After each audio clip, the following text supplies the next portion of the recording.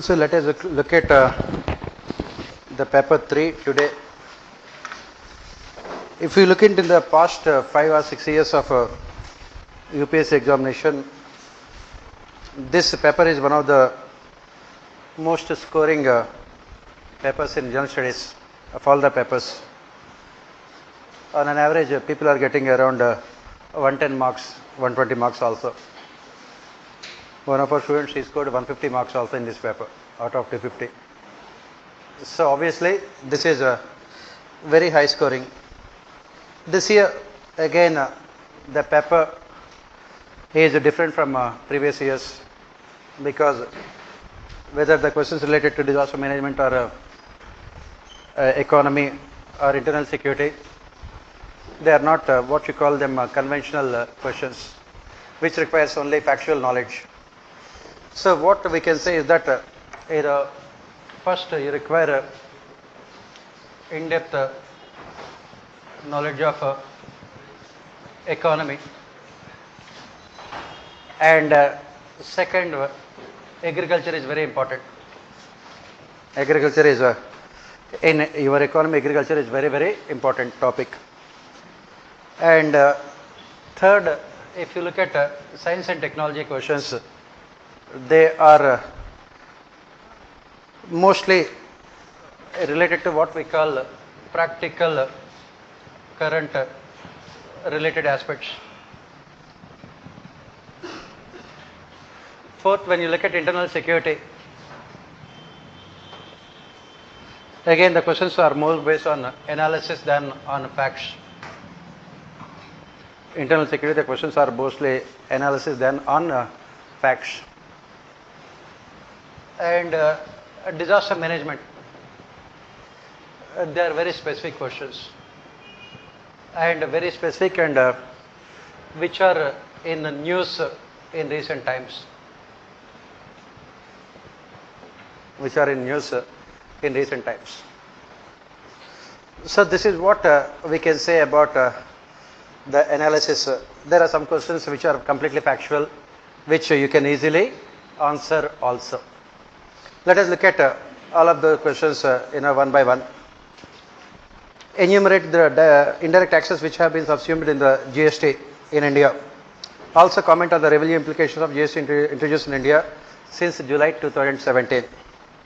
This is very factual question, very straightforward question. What are the indirect taxes that have been integrated into GST after the introduction of GST?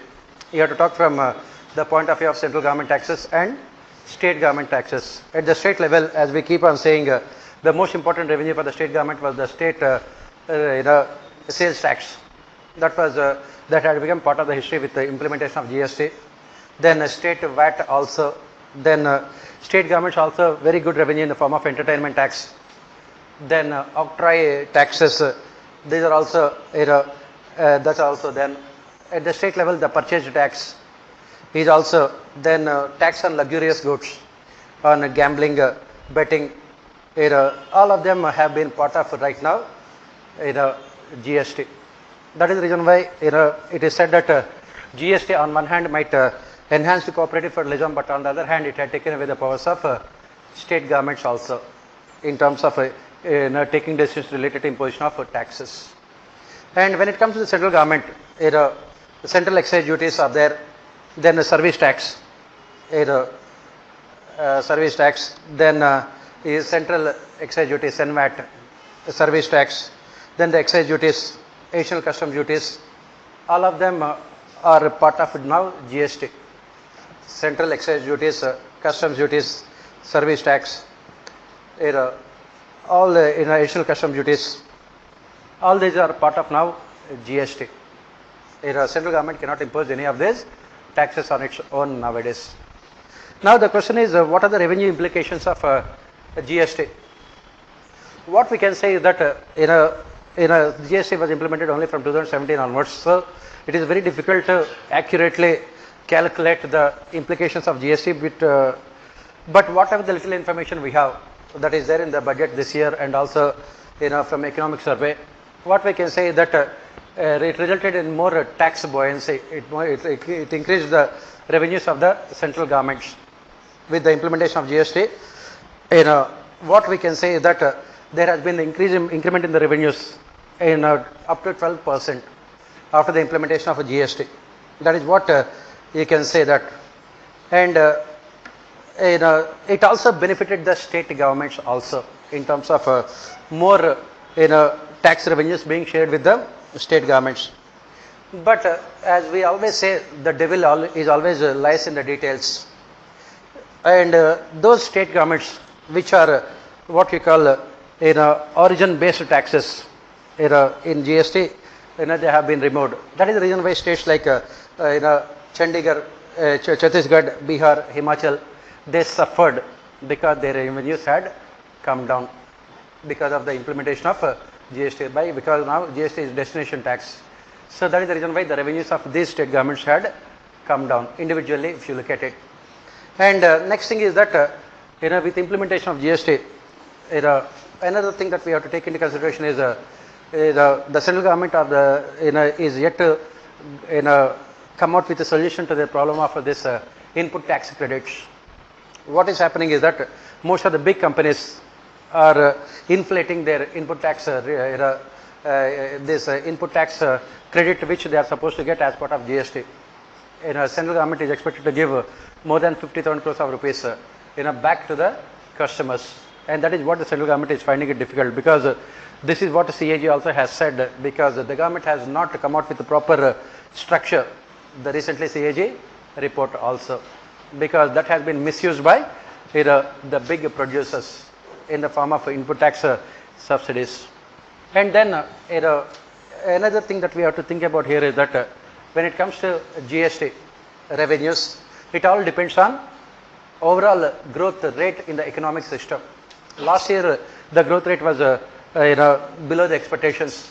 Obviously, if you look at the budgetary estimates and revised estimates, there has been drastic fall in the revised estimates for around 1.7 lakh crores of rupees of revenue. The government could not raise thanks to recession that the country is facing. Even now, even this year also, the government is expecting a drastic reduction in tax revenues also. So overall, in the long term, you can say that GST can be beneficial, provided, as we discussed, the government moved towards at least only 2 slabs, at best 2 slabs, and the government also should bring everything under the GST, especially petroleum products, electricity charges, real estate, all of them should be brought under GST. That is what you will be writing for this question. Next, do you agree with the view that steady GDP growth and low inflation have left the Indian economy in good shape? Give reasons in support of your arguments. Again, it is related to what is happening to Indian economy in the recent times. In the last 4 years, what are the common characteristics of our growth and development? Our growth rate is very steady, if not spectacular. It is in the range of around 7%, 6%. And inflation, more importantly, is also within the limits. We are not, in the last 3 years, if you look at it, inflation within the limits as, defined by Monetary Policy Committee of RBI also, within the limits around 4%. It never crossed 4%, especially if you look at, this consumer price index. All these indicators clearly show that the government has succeeded in controlling inflation. Going back to the days of 2011, 2012, where inflation was in double digits. The question that is being asked here is it good or bad for the economy? That is what the question says. Do you agree with the view that this steady GDP growth and low rates of inflation, it has left the Indian economy in good shape or not? Is it good or bad? As we say, any of these kind of events are have both positive and negative. Positively, because of the low inflation, it benefited the consumers. Negatively, it has come in the way of producers, especially food grains. Farmers are not able to get remunerative prices. Why? Because the government basic objective is to control food prices. That is the reason why in the last few years the government has not increased MSP. It might be beneficial for consumers but not for producers. And this low inflation levels means low profits for producers also. Low profits for producers. And when the producers have low profits, obviously their investment also will be less. They would be investing less in the economic system. When the investment is less, what happens? The GDP growth rate also would automatically be less. And that is the reason why this low inflation, less growth is resulting in a recession in the present Indian economy. The question says, give reasons in support of your arguments. On the one hand, it has ensured stability and continuity, but India might be falling into this low level of equilibrium, which economic survey talks about, that affects developing countries. Low level of equilibrium. This low growth rates and low inflation can result in low level of equilibrium. Everything is fine, but the growth is not taking place as it is desired. And what happens when the growth rate is not taking place? When there is no economic growth, it impacts from both the demand side and supply side in the economic system. From the demand side, since there is no growth, there is no income in the hands of people. When there is no income in the hands of people, there is no demand for goods and services. From the supply side, since the growth rate is less, producers are having huge amount of inventories. So they will not be producing more. It further takes the economy into recession. That is what the country is facing now. Because in the last few years, the government focused only on controlling inflation.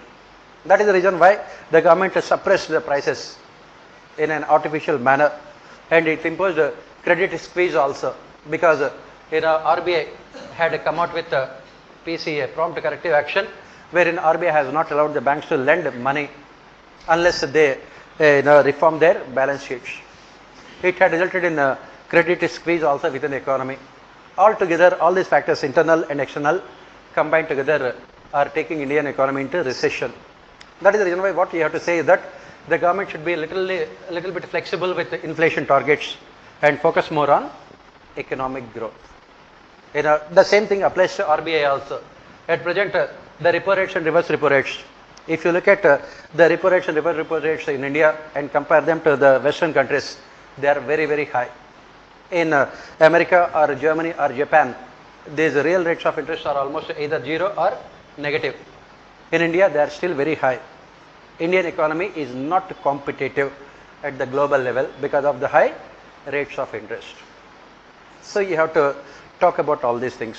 Ultimately, you have to say that the government can be flexible with inflation and should focus more on expanding the economic growth with the help of expansionary fiscal and monetary policies.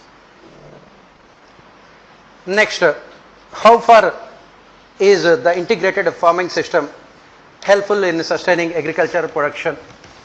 As I said, agriculture is one thing which is very, very important for you from your economy point of view.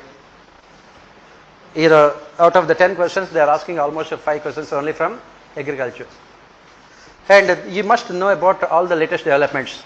For example, this is what MS Swaminathan also talked about.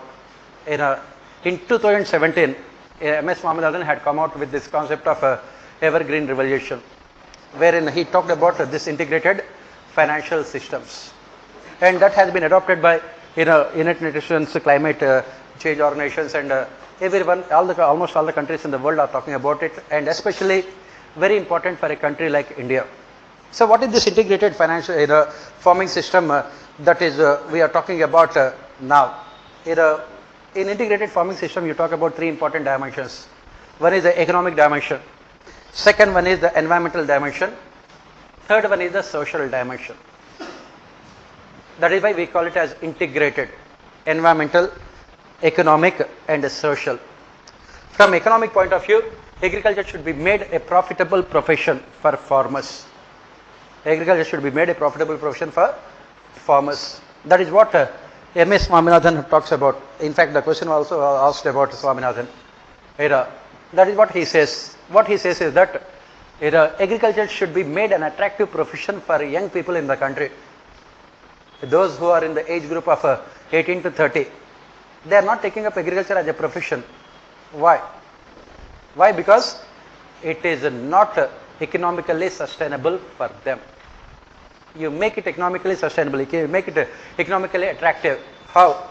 Till now the government only focused on one side of agriculture, that is to make agriculture more effective or attractive, government only focused on either giving subsidies or increasing the MSP, which does not benefit them in the long term.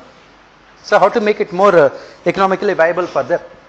The government should focus on infrastructure in agriculture. It should focus on improving infrastructure in agriculture. Only 40% of our land is irrigated. That is the reason why the question was asked about watershed programs also in agriculture. The government should promote dry land agriculture, desert development program, drought prone area development program. These are the programs which the government should focus on. On the one hand, improve dry land agriculture. On the other hand, bring more land under irrigation. Then economically, what should the government do?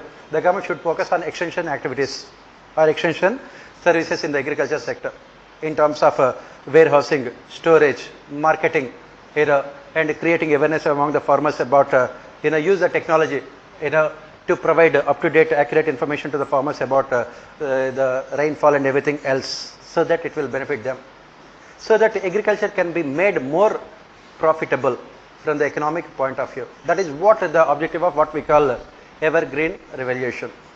Second thing we talked about as part of this is environmental. That is what is called sustainable agriculture. That is the reason why the government is promoting what we call now as zero budget natural farming. Nobody knows what it is, but everyone is talking about it. There is this farmer from Maharashtra who talked about it, and everyone is enthusiastic. Name is not required. Okay. So always come out with unwanted, right? Yes. So coming back here. So what is this? Nobody knows. Basically, what they say is that make farming a part of nature.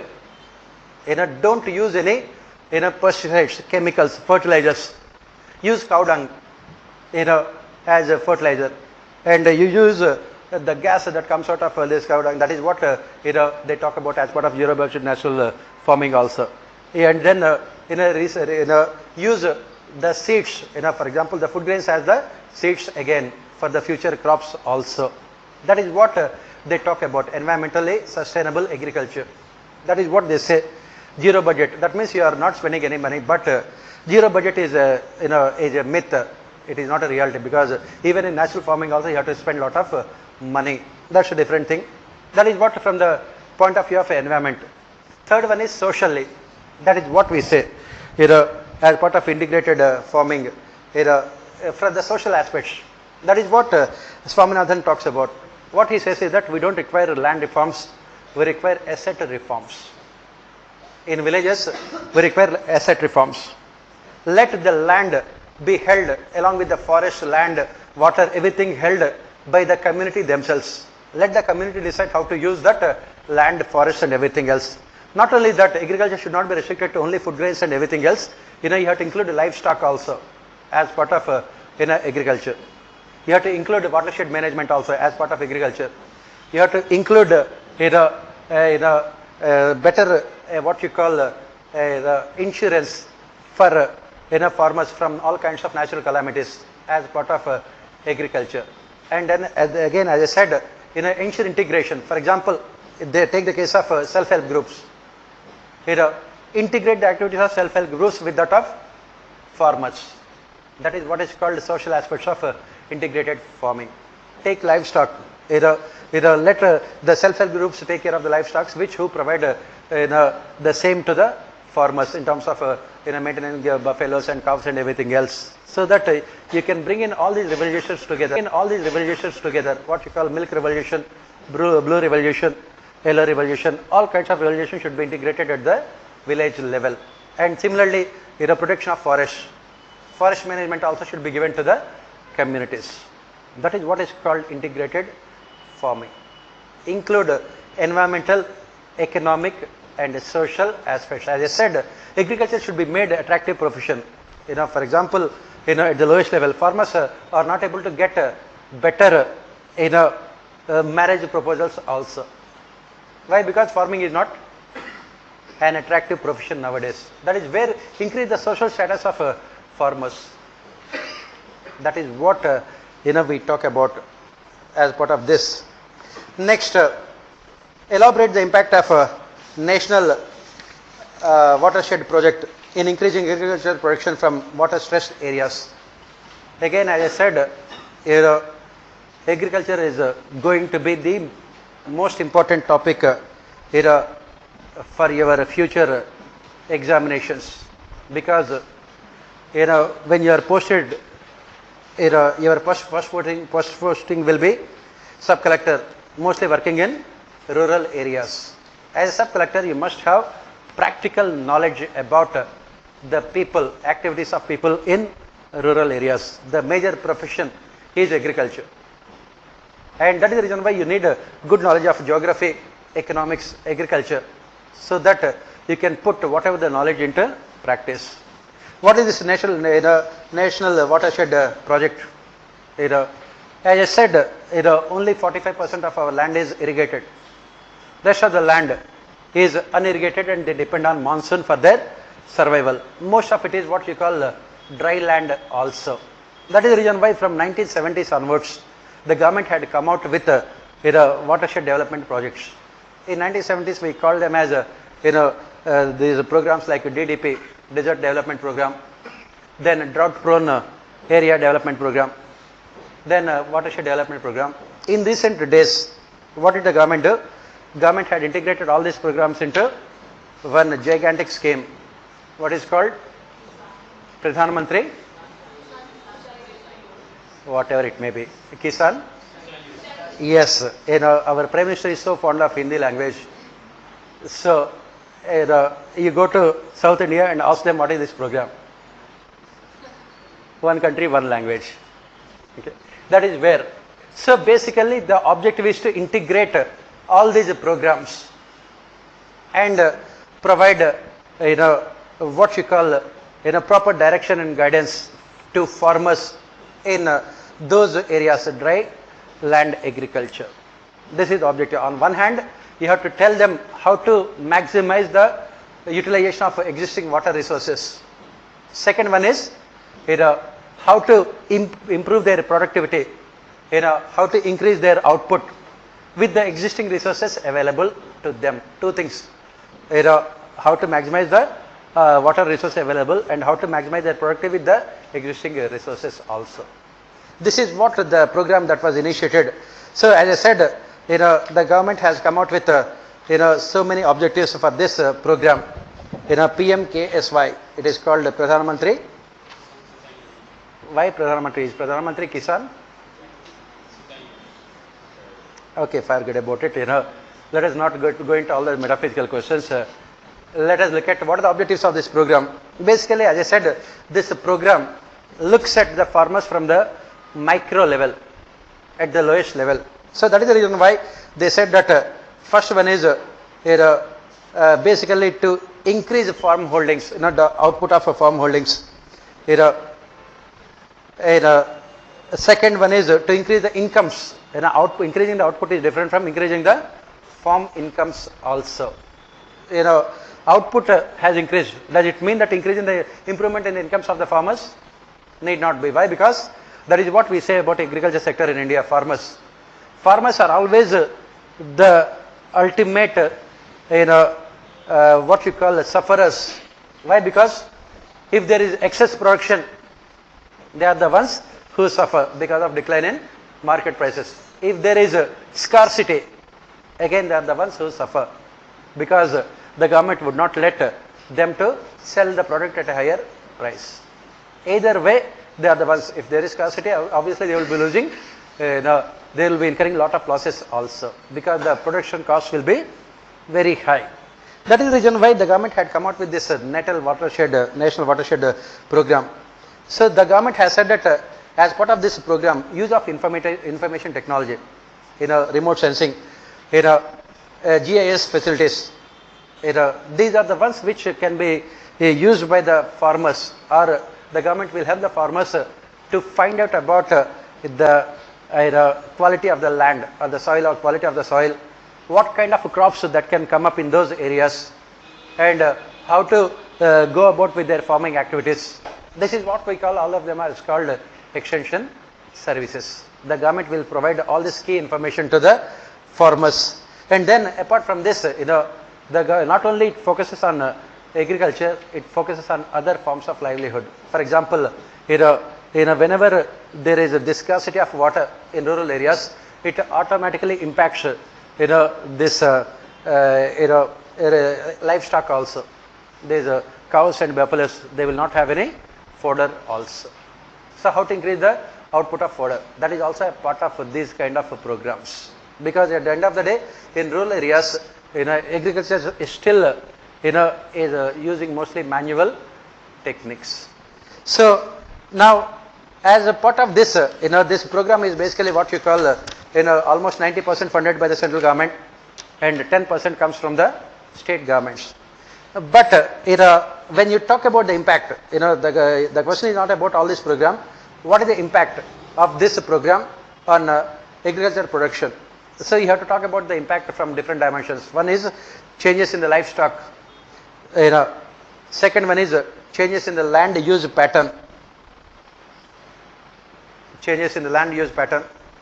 Third one is availability of resources for fodder production. Availability of resources for fodder production. Fourth one is agroforestry and bringing more dry lands into farming. Agroforestry and bringing more dry lands into cultivation. What we call them as non-arable lands under cultivation. Bringing more non-arable lands under cultivation. Then next one is in terms of micro irrigation techniques to ensure optimal utilization of water. What are the micro irrigation techniques? What are the micro irrigation? Yes, sprinkler irrigation. Yes, drip irrigation. And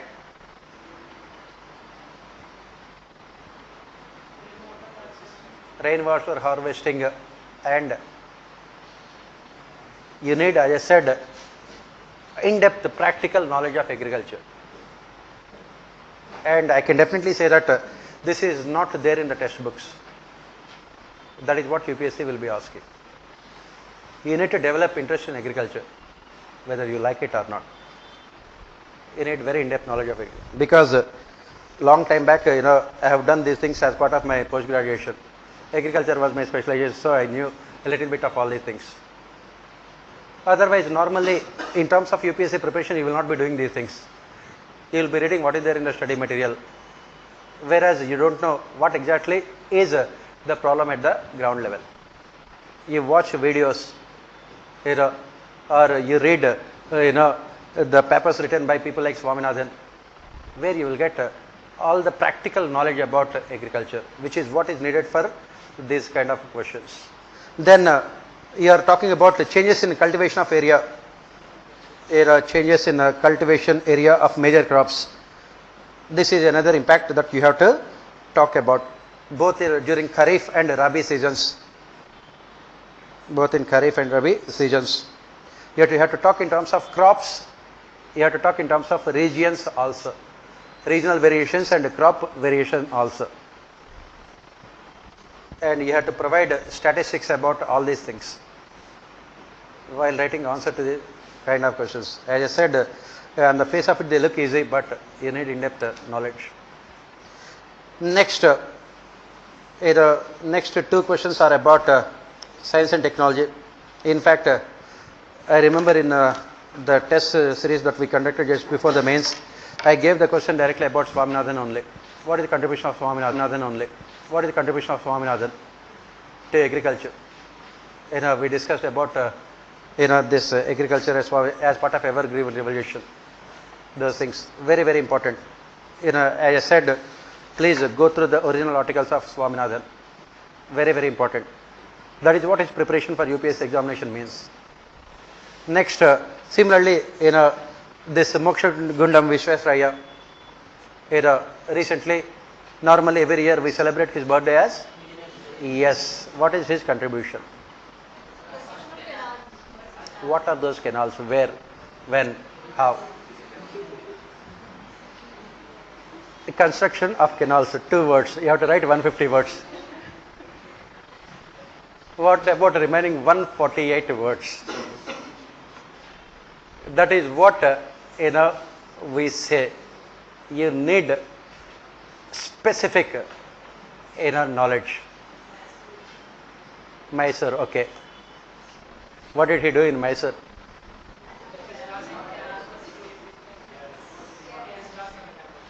Only that dam? What else? What are the other things?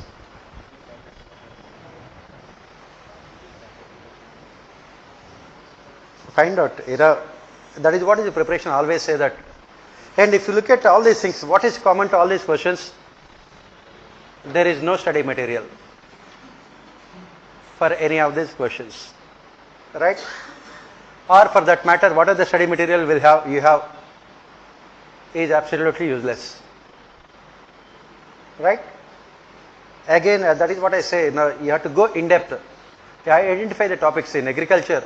Look at everything, right from that is what we study in agriculture. If you your Indian economy, you have to study right from the basic things, from the starting with the land holdings, then the availability of credit facilities, then the different types of farmers we have, then what are different seasons, what are the different crops, then what are the policies of the government in terms of subsidies, then irrigation, then pesticides, chemicals, fertilizers, marketing, insurance.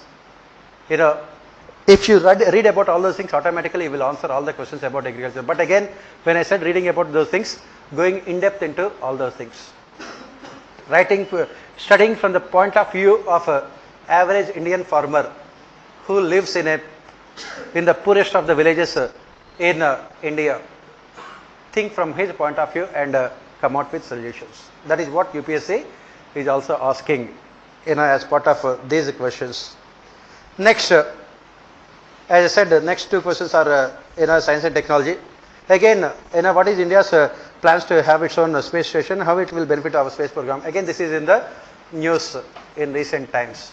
Again, I will expect you to write more specific answers. Why India wants to have its own space station. As I said, science and technology we will not be discussing. Let us go to other questions. Coastal sand mining, whether legal or illegal, poses one of the biggest threats to our environment. Analyze the impact of sand mining along the Indian coast, citing specific examples. So now, how to answer these kind of questions. First of all, why sand mining is taking place in such a rapid manner in India in recent times. Whether it is legal or illegal, why? Why? Because one of the consequences of liberalization is huge amount of increase in the incomes of people. When their incomes increase, they look for basic needs. What are the basic needs? Roti, kapda or makan. Right? Once the first 2 are fulfilled, they look for the third one. That is the reason why since liberalization, we have seen huge amount of increase in construction activity all over the country. Huge amount of increase in construction activity. Added to that, the government comes out with crazy programs, housing for all. By 2022, you have to construct millions of houses, and you require raw material. What is the most important raw material? One is cement and second one is sand.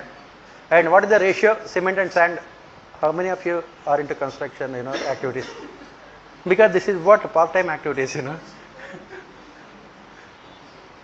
Let me find out about your practical knowledge of life. 1:4. That means 1 bag of cement and 4 bags of no. Okay, let us not, by answering these questions, we are revealing our spectacular ignorance only. So, pardon? 1:6. If not 4 is 6. 4 to 6. Huh? It varies between 4 to 6. It varies between 4 to 6. 5. Okay, let us not. Let us accept the fact that we require huge amount of sand. Of course, most of it is there in our brain only, so we have to explore that. Mining should be done from our brain itself. So coming back here, so this construction activity has resulted in huge amount of demand for sand. And why this thing had become very significant, because for the first time in India in 2017, something happened, a drastic thing happened. What is it? For the first time we have imported sand from foreign countries. Can you imagine importing sand from foreign countries? One ship load full, shipload of sand had come to the shores of Bay of Bengal. For the first, pardon? Very good. Why we have imported? Because there is no sand available in India. That is where I will start my answer with for this question. 2017, as I said, you require practical knowledge. This examination requires only practical knowledge about what is happening. The sand prices in the last 2 years have gone up by 200%. 150-200% sand prices. Because everything is, in economics we say that everything is determined on the basis of demand and supply.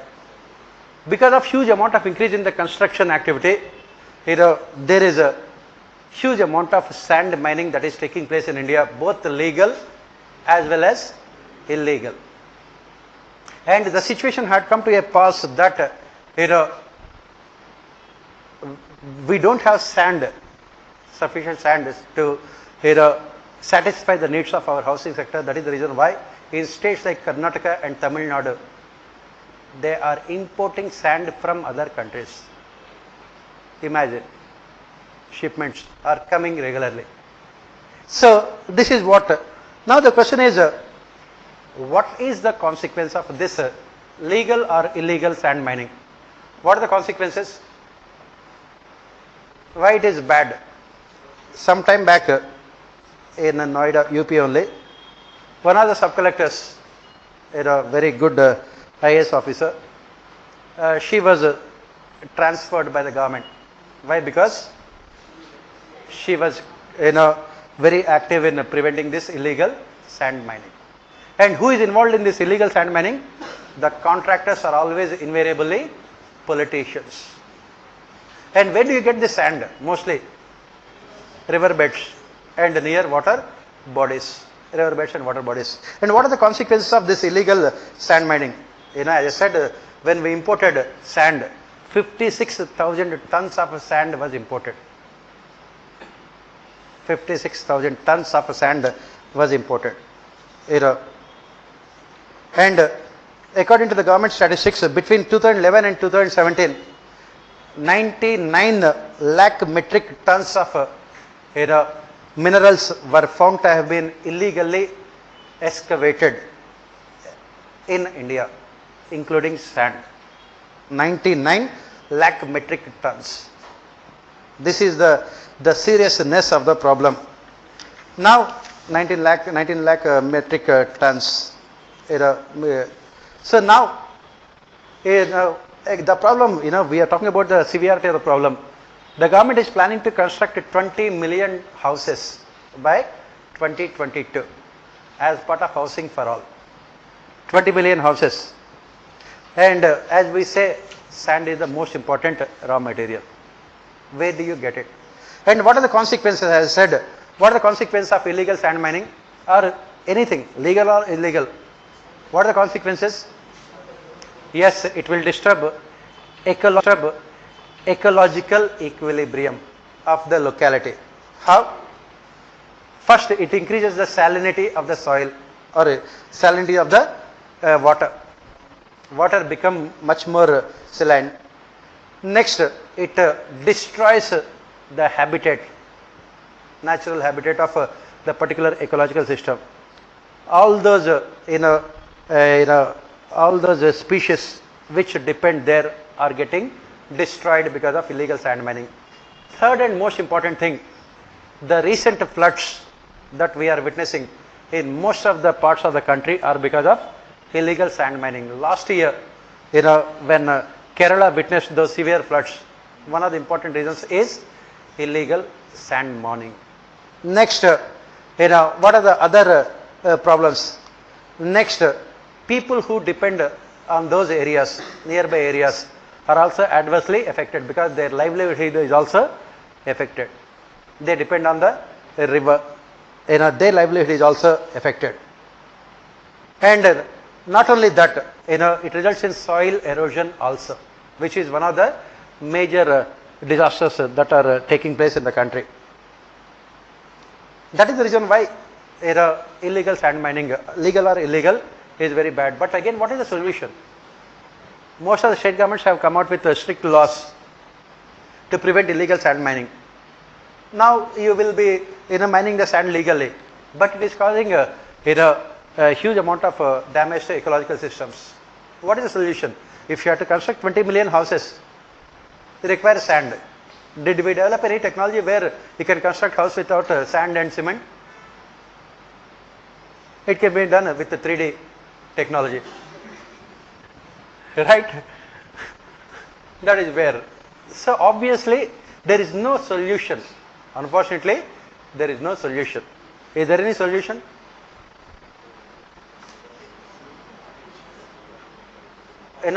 To what extent can you, how do you use technology here?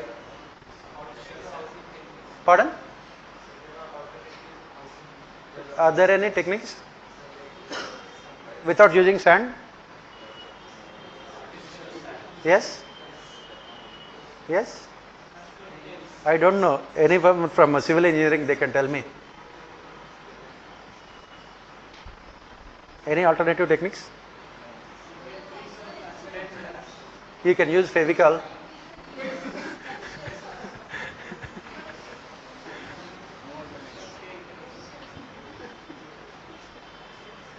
So that is the reason why, some of the issues related to environment, we can only talk about them.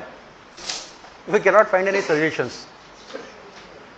Obviously, the immediate need is to take care of the basic needs of people. The immediate concern is to take care of the needs of basic needs of people. Housing is a part of basic needs of people. You have to provide houses. The government has the moral responsibility to provide housing facilities to every person. For that you have to construct houses. For that you require sand. So there is no solution as such. That is the reason why the question says that analyze the impact of sand mining along the Indian coast, citing specific examples. It never asks for solutions because the government also knows there are no solutions. So you don't have to feel bad. For a change, you don't have to feel bad for not knowing the answer. Right?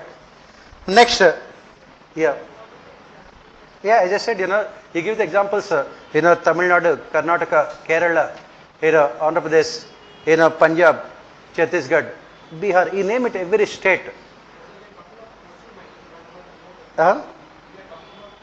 Yeah, coastal mining, coastal sand mining. Rivers, riverbeds are also called coast. It need not be only oceans. Coastal mining means, you're not taking land of sand from, Bay of Bengal and Arabian Sea. Right? That is where, that happens when you have severe cyclones and floods that results in what is called soil erosion, which takes place naturally. This is artificial. Coastal areas means only those areas which are near the water bodies. Yes. Vulnerability is an essential element for defining disasters impacts and its threat to the people. How and in what ways can vulnerability to disasters be characterized? Discuss different types of vulnerability with reference to disasters. So when we talk about disaster management, we say that it has 4 important steps. One is mitigation or preparedness. Third one is response. Fourth one is recovery and rehabilitation. So what we have to do is that we should always be proactive. we have to identify the people who are impacted by disasters. We have to come out with what is called vulnerability charts. What are the different types of vulnerability? Now, in what way people become vulnerable to disasters? What are different dimensions of vulnerability? What are the things? If you don't know these kind of answers to these kind of questions, you have to use your common sense. In what way people are impacted by disasters? Economic, okay.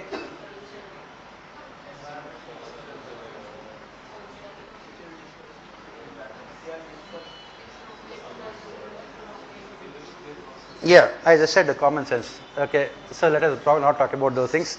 So let us see what is this. First one is physical vulnerability. Physical vulnerability. What do you mean by physical vulnerability?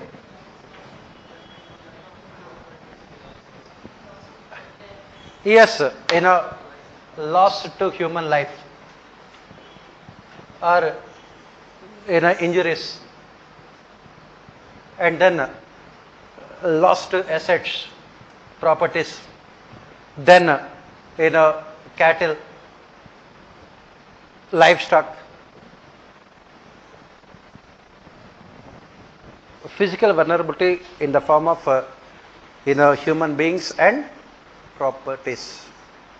Now this is what whenever you are coming out with disaster management, the first thing you have to look at is how vulnerable people are physically when it comes to disasters. For example, when it comes to earthquakes, this physical vulnerability is very, very high. Can you protect yourself from earthquakes? Is it possible? Earthquakes comes all of a sudden, it will not tell you before coming. You will not receive any WhatsApp messages. Yeah, that is part of, that is where, once you know the vulnerability, then you come out with, measures. That is what, what are the disasters wherein people are extremely physically vulnerable? Earthquakes, because the casualty will be very, very high. Take the case of Gujarat earthquake, 2002.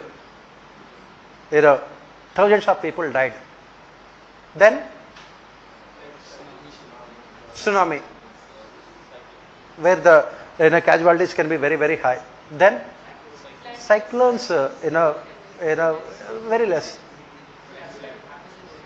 Yes, but as I gave you the example when we discussed disaster, in 1999, 10,000 people died. 2016, the number of lost to human life is very less. So you can always prevent. So that is the reason why, whenever you are talking about disasters, first evaluate the disaster in terms of vulnerability, physical vulnerability, wherein it becomes difficult for people to protect themselves when the disaster strikes. And whenever these earthquakes, takes place, most of the time they take place during the night time, midnights, when people are sleeping peacefully. They can sleep peacefully forever. Okay. That is what happens most of the time. That is when people are extremely physically vulnerable. As part of disaster management preparation strategy, you have to look at the first one is physical vulnerability. Second one is economic vulnerability, as all of you talked about. Economic vulnerability, wherein you are talking about economic costs of disaster in terms of damage to infrastructure, in terms of damage to livelihood, in terms of damage to crop. For example, in case of floods, this agriculture output, and in terms of damage to various people. Most of them, they depend on this on their livelihood. Economic vulnerability. Third, economic vulnerability. Third vulnerability is social vulnerability. Social vulnerability. This is what we say. Normally in countries like India, we have these kind of vulnerabilities. We don't have a strong structures, family structures. That is the reason why what happens is that whenever a disaster strikes, if one of the family members die, the earning member of the family, then the entire family becomes socially vulnerable. They don't have any bread winners. It results in young people becoming orphans, children becoming orphans. Similarly, we don't have proper leadership also. The basic problem with countries like India is that we don't have a visionary leadership who can evaluate the consequences of disasters and come out with the proactive measures. As we said, in India, disaster management is either disaster of management or management of disasters. There is huge amount of social vulnerability. Again, in India, we have discrimination in the name of religion, caste, gender, everything else. That is also comes in the way of helping people in disasters also. Everything in India unfortunately gets politicized. And the last one we say is attitudinal vulnerability. Attitudinal vulnerability. What do you mean by attitudinal vulnerability?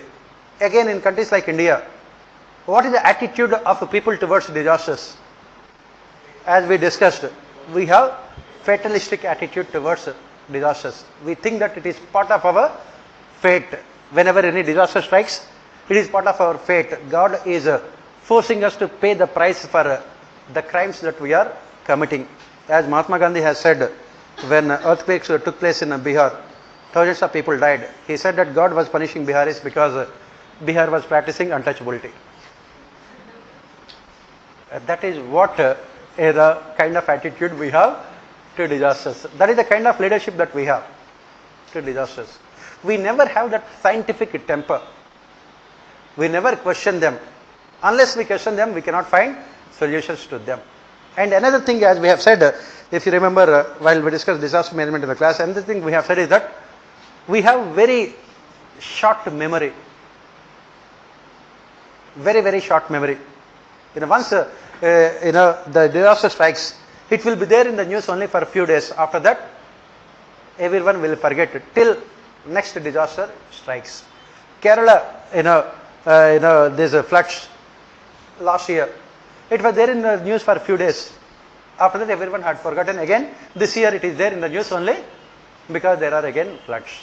Attitudinal vulnerabilities. That is what the question talks about. Again, as you can see here, disaster management, the focus is more on theoretical and analytical aspects, and that is the reason why I said that you must read a second ERC report on crisis management for this topic. Second ERC report on crisis management, also what we call it as disaster management, where you will find all this information, theoretical and analytical aspects. Next, come to the next question. The banning of Jamaat-e-Islami in Jammu and Kashmir brought into focus the role of overground workers in assisting terrorist organizations. Examine the role played by OGWs in assisting terrorist organizations in insurgency affected areas. Discuss measures to neutralize them influence of OGWs. So when we talk about terrorism, when we talk about the fight against terrorism, this is part of your internal security. When you talk about the fight against terrorism, we say that it should be done from three different perspectives. First one is, you have to look into this cross-border terrorism, especially in a country like India. We are talking about only India. Cross-border terrorism, that is externally sponsored terrorism, terrorism sponsored by Pakistan. Second one is indigenous terrorists. Indigenous terrorists. That means, for example, it is said that Pulwama attacks are the handiwork of indigenous terrorists, which is much more dangerous. Third one is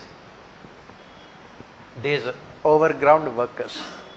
What we call them as sympathizers, terrorist sympathizers. And you have to tackle from all these three dimensions. In the morning also, yesterday also we said the same thing. Never treat them as only a law and order problem. You can find long-term solutions to problems of terrorism only when you treat it as socio-economic, emotional, political, administrative attitudinal issue. Now coming back, we are not going into all the things. We are restricted restricting ourselves to the question. These OGWs are the ones who feed the rest of the two groups, who provide the much needed assistance to the rest of the groups. Why? Because the government knew about the identities of these people. The government has a data information about the other two groups, those who are coming. For example, recently intelligence, IB and RA had given the information that around how many terrorists have infiltrated? 500 terrorists they have infiltrated into India in recent times, into Jammu and Kashmir, and they are planning major terror attacks all over the country. That is what this information they can have very easily, because this is what intelligence bureau and RA will be doing. And the problem is with these people only. Who are these overground workers? What we call them as sympathizers. They are there in public life. Your nearby kirana shop owner, he is the sympathizer. What do? They do different things. First of all, they influence neutral citizens. That means you are neither in favor of the government nor in favor of the terrorists, terror organizations. You are neutral. They influence the ideas and ideology of these neutral people, convert them into the ideology of the terrorists. Second, they provide up-to-date information to these terror organizations about what is happening in their locality, so that they can prepare terror attacks. Information is very, very important. They act as what is called feeder channels. They get information from them and they also provide information. Third, they also provide the much needed financial support. They provided the much needed financial support. And another thing is that some of these people will be in the form of NGOs and human rights organizations. NGOs and human rights organizations. And what do? They always criticize the government. And they always try to change public opinion by using media or even using judiciary. They keep on filing PILs. They use media. To highlight the atrocities committed by the armed forces. They never talk about the terror attacks of the terrorists. They always remain silent, but they are very active. This is the same, not only terrorist organizations, you can see that the same thing in Naxalite areas also. Naxalism also. That is the reason why, if you go back to 70s, 80s and 90s, all universities, colleges in India are full of these, what you call sympathizers. They are the ones, who provide legitimacy to these organizations also. They provide legitimacy to these organizations. What do they say is that this violence committed by these organizations, terrorists, is a response to the state-sponsored violence. They were only responding to the state-sponsored violence. They try to legitimize the functioning of these organizations. That is the reason why when we talk about fight against terrorism, this is very, very important. Fight against terrorism. In fact, in the test series which I gave before the mains, I exactly asked the same question. Influence of these human rights groups and other so-called organizations in influencing the opinion of neutral people. That is what they do. They give legitimacy to these organizations. The organizations like Jamaat-e-Islam or Hizbul Mujahideen. These are the organizations. They have their fronts, to influence the opinion of people. In Kashmir, the problem is with not the terrorists. Terrorists will be there in only few hundreds, which you can easily eliminate. But these people are in thousands. They are in lakhs. And they are in thousands and they influence the opinion of lakhs of other people also. The government can declare them as a terrorist organizations or individuals as terrorists. But what about those people? Because all the financial dealings of these people are carried out by these sympathizers. Why they are against government? Very good question. I will find out from them. Don't worry. I will go to Kashmir today itself. Okay. Now, why are they against the government? Why? Because that is what the perceived exploitation committed by the government against them. For example, in Jammu and Kashmir, after this repeal of Article 370, the sentiments are running very high. Even if I am a neutral person, I believe that what the central government has done is wrong. So, and these are the people who will brainwash the neutral persons. Till now you are neutral, saying that what terrorists are doing is wrong, government is also wrong. But here, in this case, government is much more wrong. So you have to join the terror organizations. Why these people are against? As I said, emotional factors. In Jammu and Kashmir, Kashmir is since 1947, they believe that they have been forced to live with India. It is a forced marriage. They wanted a divorce. That is what they wanted. That is the reason why this sub-nationalism is very, very high in Kashmir. I don't know how many of you have visited Kashmir. I went to Srinagar at least 10-15 times. Whenever you go there, you feel that you are not in India. People there would make you feel that you are not in India. All the time, whenever they talk about, they will say that you and us, that is you Indians. They will say that you Indians and we Kashmiris. That is how they talk. Why? Because as I said, these are all emotional factors. That is what. And for them, patriotism means Kashmiriyat. You cannot find fault with them. That is what they are. How can you change them? That requires very long, tedious operations on the part of the government. You have to integrate them. What did China do? There are some provinces, Jiang province in China, which is dominated by Muslims. What did China do? Simply, they ended the exclusivity of Muslims of that particular area by bringing people from mainland China and asking them to settle down there, so that they lose their identity, uniqueness. That is what India is trying to do now with Kashmir by removing Article 370.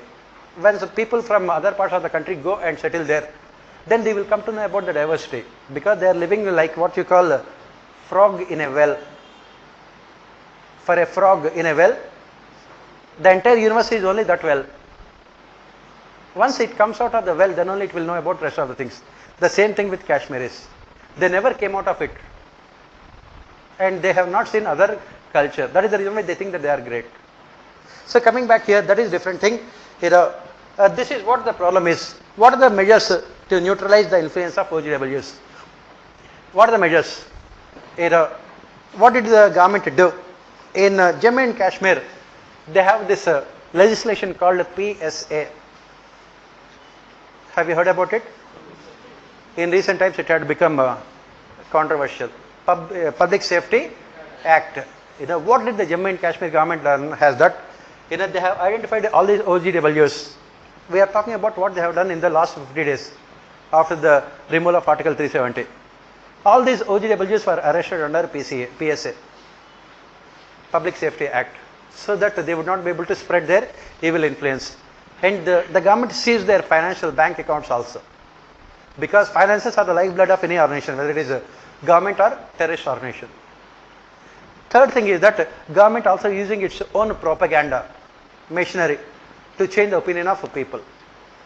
In Jammu and Kashmir, silently, that is what the government is doing now, central government is doing now in Jammu and Kashmir.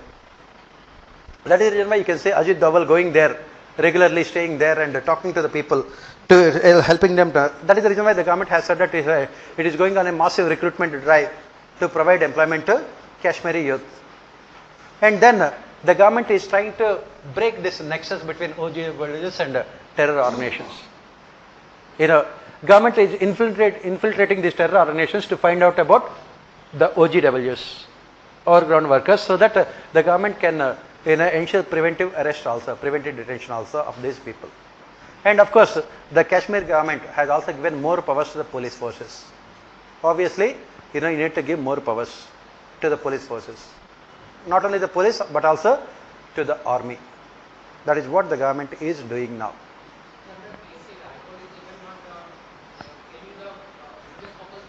Then they will not accept it. The situation is not normal. Habeas corpus is only for, that is what we say. You talk about fundamental rights only when other people are human beings.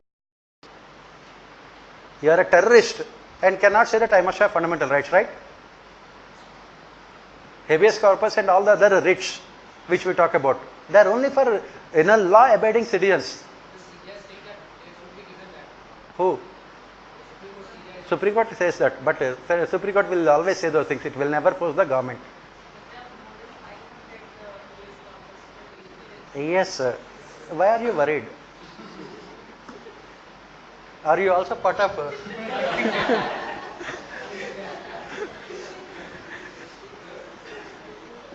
We will have doubts, right? Legitimate doubts. Pardon? I did not get you. Yeah, Hurriyat Conference, all of them. As I said, all those organizations in the garb of human rights and NGOs. That is what we say. Again, as I said, if you look at the questions, they are looking at analytical aspects. They are not asking any factual things. If you are reading, again, not newspapers. Newspapers do not report all these things. You have to go in depth. I am not saying go in depth means go to Kashmir. If you are going to Kashmir, it's only one-way journey.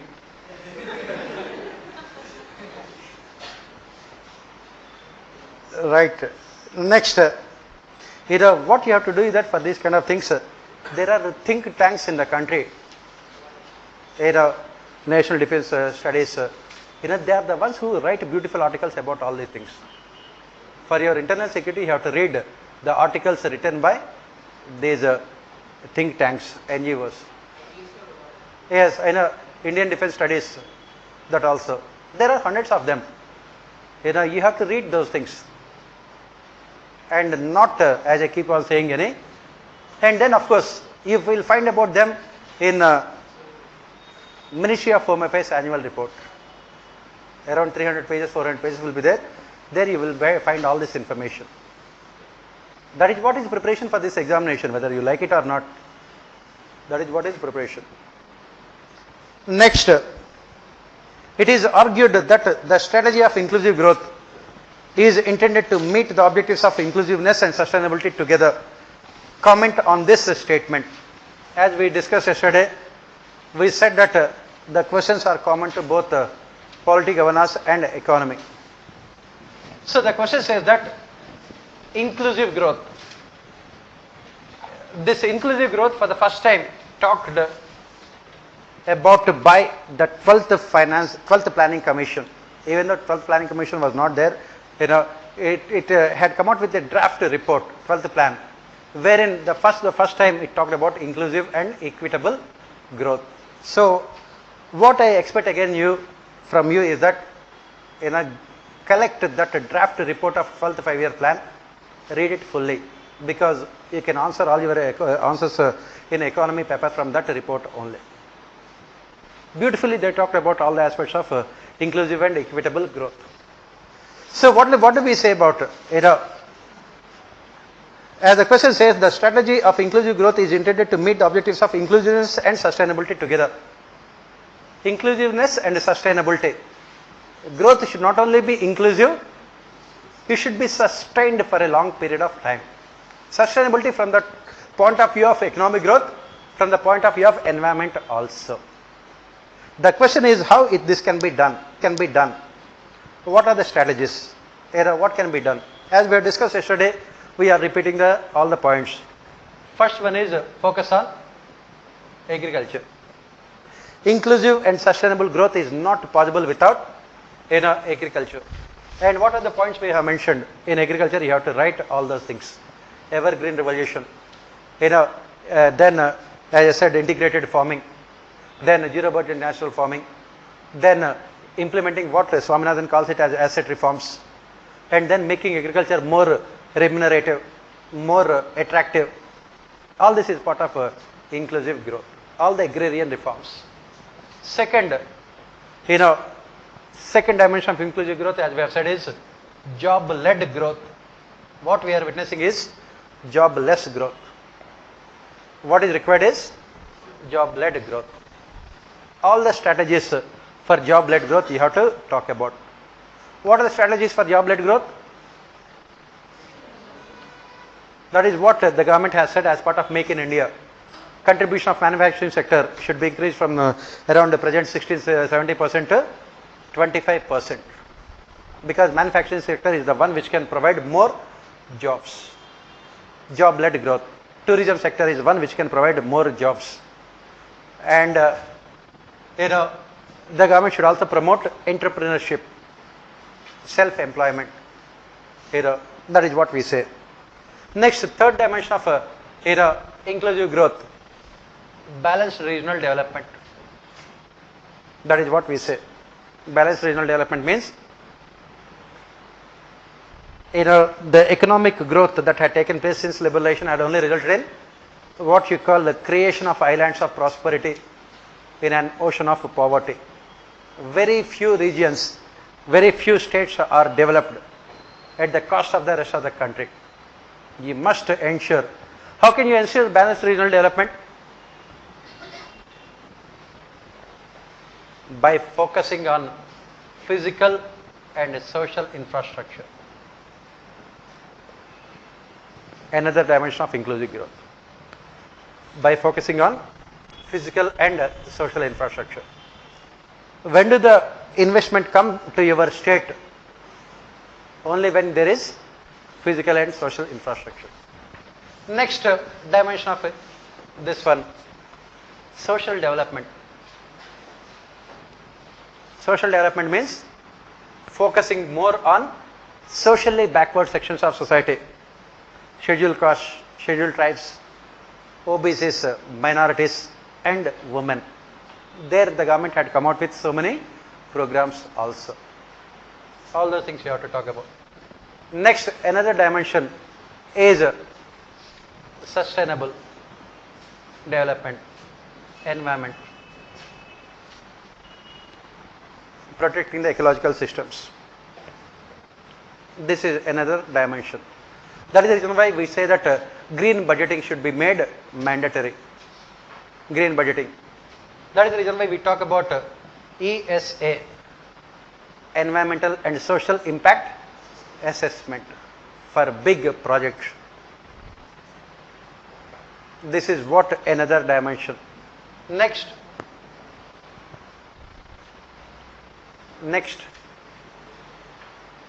what are the other things as part of inclusive growth?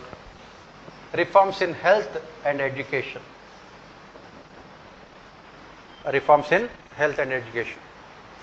As we say, demographic bulge should be transformed into demographic dividend. Reforms in health and education. As we have discussed in that essay topic also, artificial intelligence. What is the ultimate solution to artificial intelligence? As we have discussed, radically transform our education system. If you remember, yes, all those things you have to write as part of inclusive growth. Next, what are the other dimensions of inclusive growth? Political dimension, collaborative federalism, proper coordination between union, state and local self-governments. Political dimension. Inclusive growth is not possible unless there is a proper coordination between them. This is what we say. You have to write about all of them. And again, Exactly the same question I gave in our test series also, economy this year before the mains. I said what are the challenges faced related to inclusive growth in the age of globalization. Because you can, as I said, we can easily predict the questions. In the UPSC examination mains, the easiest thing is predicting the questions. The difficult thing is closing our eyes. We always close our eyes to what is happening in and around us. Because if you look at the present economy, that is the major problem, major challenge, how to ensure inclusive and sustainable development.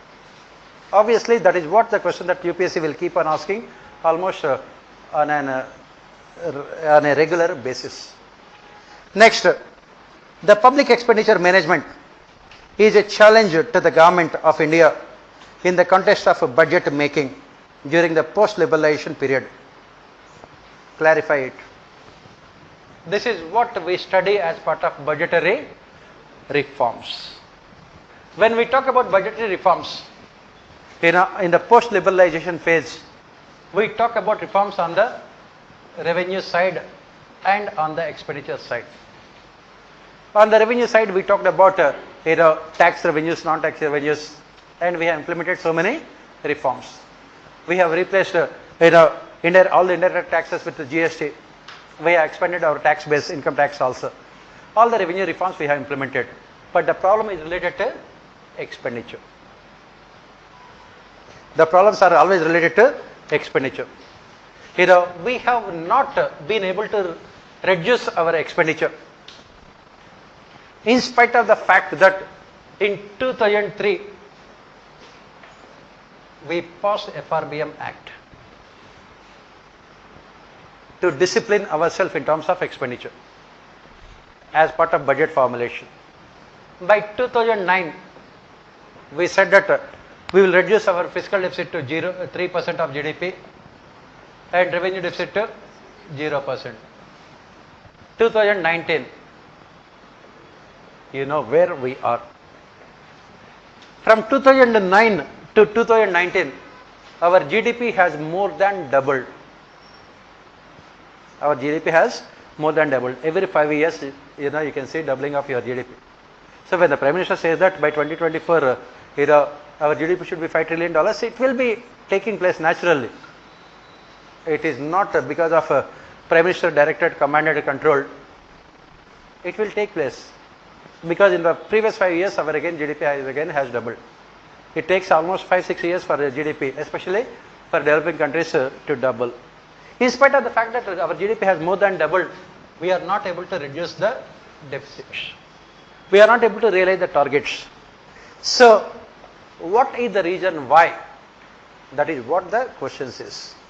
The public expenditure management is a challenge to the government in India in the context of budget making during the post-liberalization period. On the one hand, there is huge amount of increment in the revenues of the government in the post-liberalization period. What are the major revenues that the government has got in the post-liberalization period, which they were not there in the pre-liberalization period? Revenues.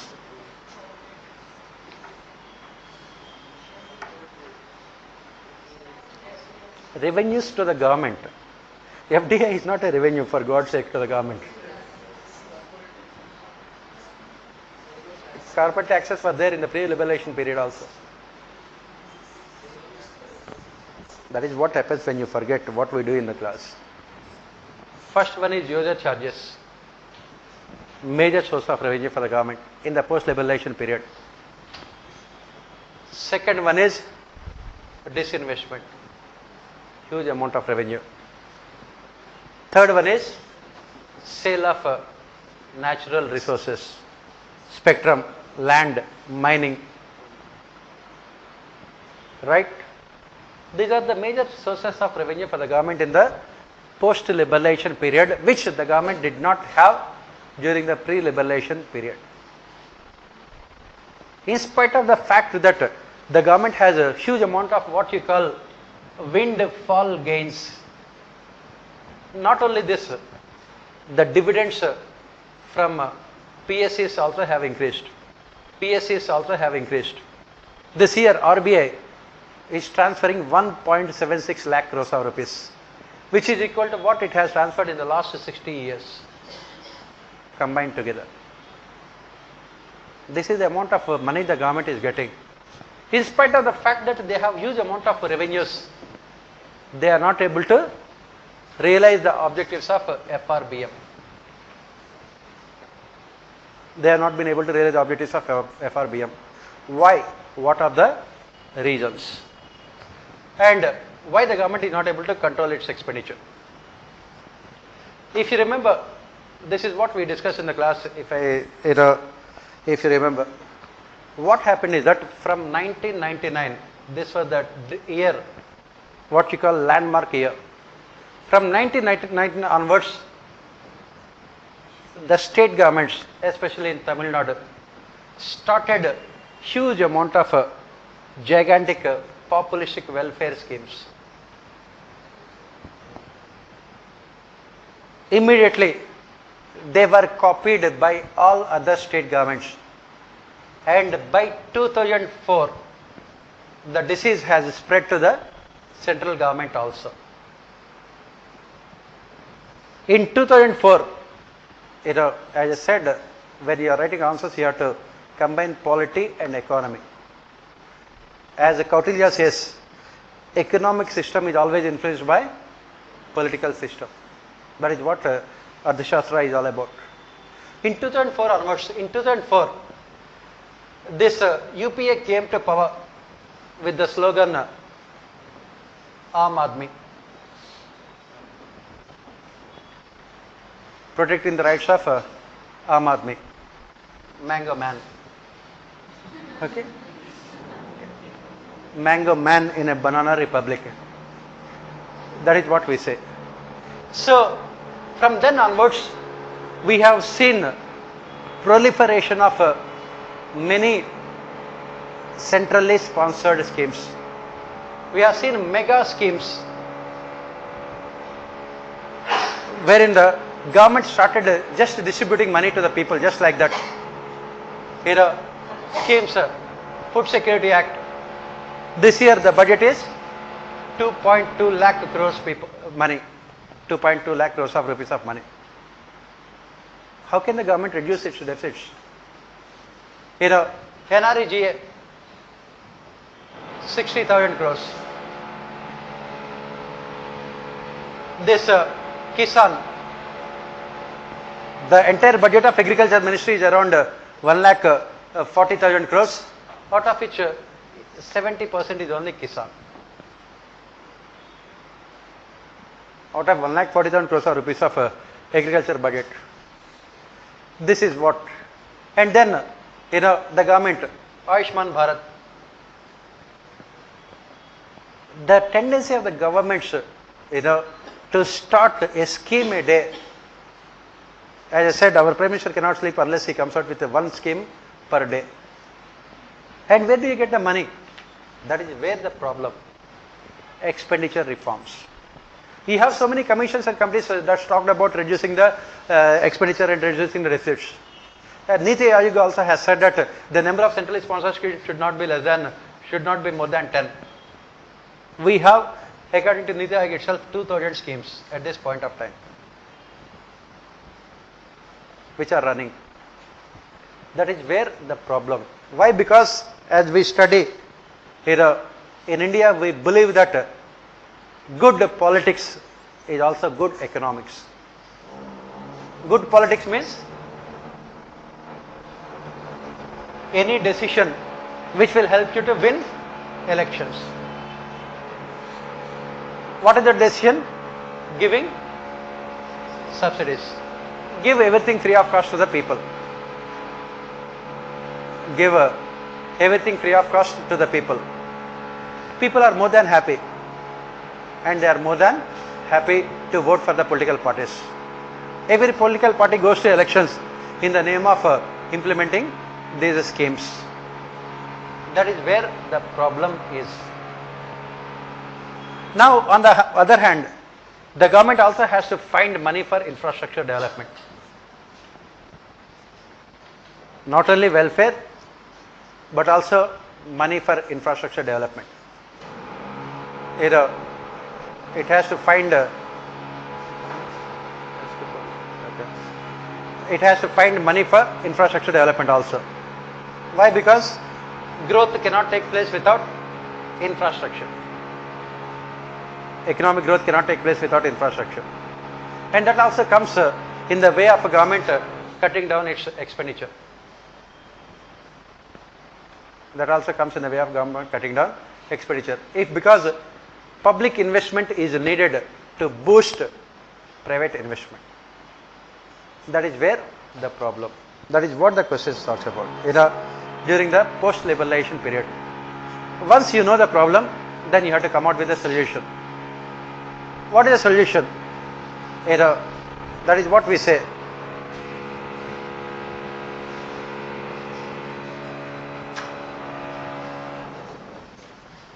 The solution is that only solution, the government must maintain utmost fiscal discipline. How? By reducing unproductive subsidies, unproductive wasteful subsidies. For example, the government is spending 2.2 lakh crores of rupees every year on food subsidies. In this year's budget, 80,000 crores of rupees are spent on fertilizer subsidies. How much of it is reaching the poorest of the poor people? The government has to do proper evaluation. According to Niti Aayog itself, every year out of this 2.2 lakh crores of rupees, at least 80 to 90,000 crores of rupees are either wasted or goes into corruption. PDS reforms, which we talk about next question. And then out of this 80,000 crores of rupees spent on fertilizer subsidies, farmers get directly only 14,000 crores of rupees. All these statistics you have to write. What happens to the remaining amount? 66,000 crores of rupees will go into the hands of inefficient, corrupt public and private sector enterprises because of the completely lopsided remunerative system we have for these fertilizer companies. You have to write all those things. Violating answers. Similarly, take the programs like NREGA or Sarv Shiksha Abhiyan or Ayushman Bharat or Kisan scheme. They are politically popular without resulting in desired outcomes. The government must have the necessary political will to take what you call hard decisions. Political will to take hard decisions. On the one hand, the government must cut down the expenditure. On the other hand, it must look for increase in revenues. As you study in this year's budget also, what is the proportion of capital expenditure in the overall budget? Only what is the percentage? Capital expenditure 12%. Remaining 89%, 88% is only revenue expenditure. It must cut down the revenue expenditure. You have to write about all these reforms. Next, come to the next question. What are the reformative steps taken by the government to make food grain distribution system more effective? What are the steps? When you talk about the food grain system, a distribution system more effective, you have to talk from different stages. First one is procurement of food grains. Second one is storage of food grains. Third one is transportation of food grains. And the fourth one is distribution of food grains to the beneficiaries. Procurement, storage, distribution, transportation and distribution. You have to talk about what are the steps taken by the government in recent times, why they are not effective and what else can be done. You have to mostly focus on the recommendations of a Shanta Kumar committee regarding PDS reforms. Shanta Kumar committee. Shanta Kumar, a BJP leader from Himachal Pradesh. He was a minister in the previous government, Food and Civil Supplies Minister. It has submitted the report on PDS reforms. You have to write about all the things. Basically, what they say is that decentralize this procurement. Right now procurement is centralized in the hands of FCI, Food corruption of India. Okay. That is what. So, one of the drastic recommendations of Shantakumar committee is that close down FCI. FCI is the most important source of corruption in the entire food chain in India. Close down FCI. And let there be completely decentralization of procurement of food grains. Let us have more storage houses, warehouses in districts, so that food grain can be procured and kept there itself, so that you don't require FCI. And then government should also unnecessarily not procure more food grains. Food security, what is needed? You only secure that much amount of food grains, what is needed. Right now what the government does is that, in the name of helping the farmers, it will purchase more amount of food grains, even though it is not necessary, in spite of the fact that only 6% of rich farmers benefit out of this MSPs. That is where, as we discussed yesterday, farmers' organizations. The demands of farmers' organizations are always hijacked by rich and powerful farmers. At the end of the day, as we study in our economy, Indian farmer, average Indian farmer is a net buyer of food grains. So obviously the story, this minimum support price of the government will not benefit the average Indian farmer. On the other hand, it will impact him negatively, because the moment the government increases the MSP, automatically the food prices in the open market also will increase. And not only that, the storage of food grains, the cost of storage of food grains under in FCI godowns, whether it is rice or wheat, had gone drastically in recent times. So unnecessarily the government is spending. And one more thing is that these food grains are getting rotten in FCI godowns. It is only the rats, which are having nutritious food. Okay. So Food Security Act is implemented for rats in India. Okay. So that is where the problem. That is the reason why Shantakumar committee talked about this procurement. And then one more thing is that this MSB is announced only for 2 crops, rice and wheat, whereas 23 other crops are there, or in fact altogether 23 crops. If you have to talk about MSP, extend it to all these crops with focus on dry land agriculture. Then coming back, the next step is as I said, procurement, storage. As I said, decentralized storage. Develop cold storage facilities. Develop warehouses at the regional level. Go to the district level. And the problem is that at the local level, these are all what you call agricultural marketing committees. These agricultural marketing committees have monopoly that resulted in massive levels of corruption also, politicization and corruption. That is the reason why again Shantakumar committee talks about reforms in the marketing also, in the functioning of agricultural marketing committee, the question that was asked last year in your economy.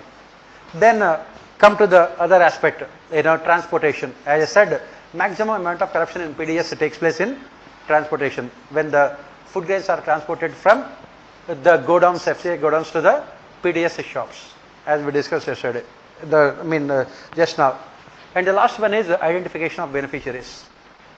Mostly what happens is that, that is the reason why recently the government is talking about this one, one nation and one card. Okay, whatever the ration card you have, what happens is that most of the workers are migrants. So they have their, these ration cards in their hometown, but they will be working in some other states. Obviously, they will not be able to make use of the PDS system. That is the reason why the government is talking about this one nation, one card, so that you can withdraw food grains, you can take food grains from any other state, any other facility also. Next, another recommendation that is made is food coupons. And another recommendation is this DBT, direct benefits transfer. Instead of giving them food grains, give them cash, let them, so that you can overcome all these problems. 2.2 lakh crores of rupees, huge amount of money. That is why we talk about PDF reforms. Recently, what are the reforms that the government introduced? The government introduced this linking ration cards to Aadhaar. The government has said that it had found out more than 9 crore fake ration cards were removed when the government linked this Aadhaar to ration cards. Yesterday or day before yesterday, the minister has said that the government saved 1.4 lakh crores of rupees in subsidies when the subsidies are linked to Aadhaar. But where is that money? We don't know. If you have saved 1.4 lakh crores of rupees, it should be reflected in the budget, right? Yes, your expenditure should have come down by that much, but the subsidy amount is going up every year.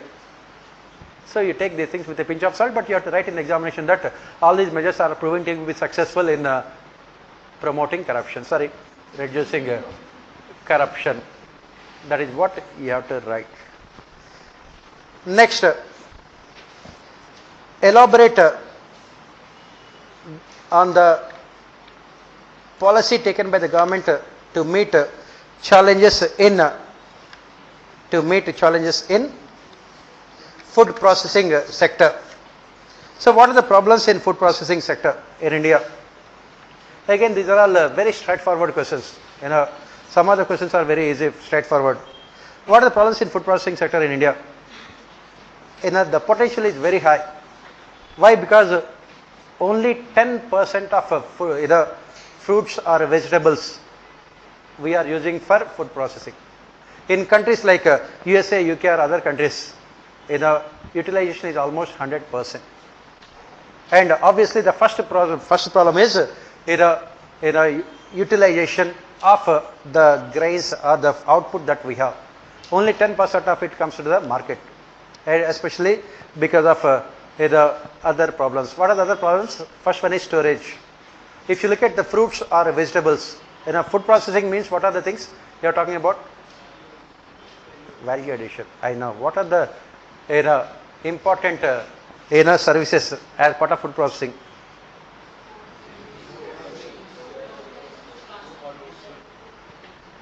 What are food processing industries? What are the major food processing industries in India?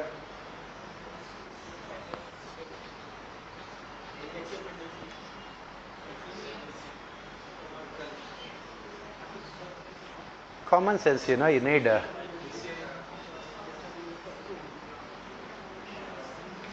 what is the processed food? Pardon?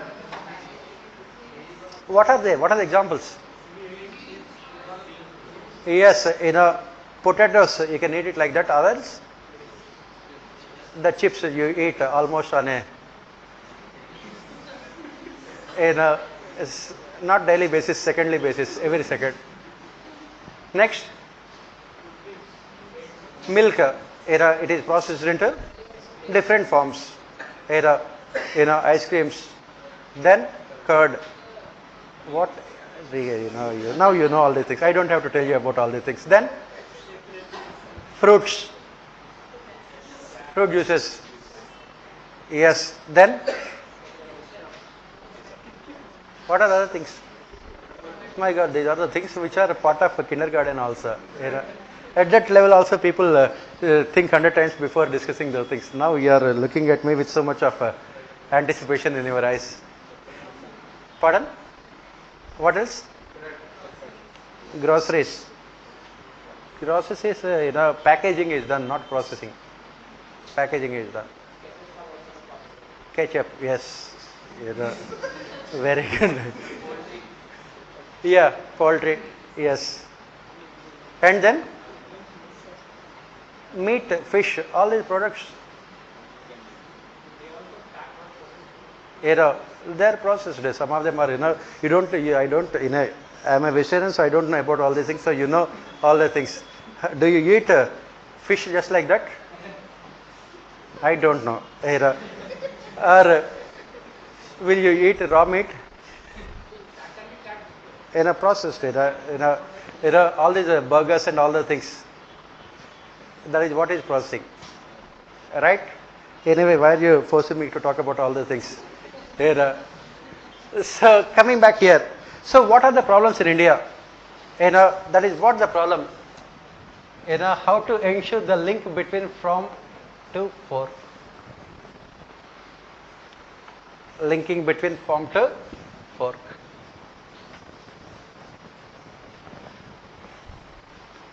So the first problem is, we have huge amount of output. Output is very good. India is number one in terms of milk production, in terms of vegetables, in terms of most of the fruits. India is number one. Second one is storage. In food processing, the second problem is storage. We don't have enough cold storage facilities. Third one is transportation. Third one is transportation. Fourth one is we don't have a good number of processing units also. What we call, the government recently came out with mega food parks, right? Then fifth one is standards, quality standard. In India still we have only this quality is checked manually. We don't have automated machines to check the quality. That is the reason why we are not able to export also. Next, sixth one is infrastructure is not present. We are talking about infrastructure from the point of view of the processing units. They don't have the machines, they don't have the skilled manpower also. These are all the problems. And then in 2017, the government had come out with a policy for food processing sector. And you have to talk about what are the major parts of, major components of the policy of the government and how this policy has helped the government to overcome the problems here. So what is the policy? The government had come out with a policy of what is called mega food parks. Pardon? Yes, it is part of the scheme PM, whatever it may be, because every day our Prime Minister comes out with a one scheme, but you have to write all those schemes. I don't have to mention them because I am not writing the examination, but you have to write about the scheme. As part of the scheme, the government had come out with solutions to all these problems. At present, how many mega food parks are there?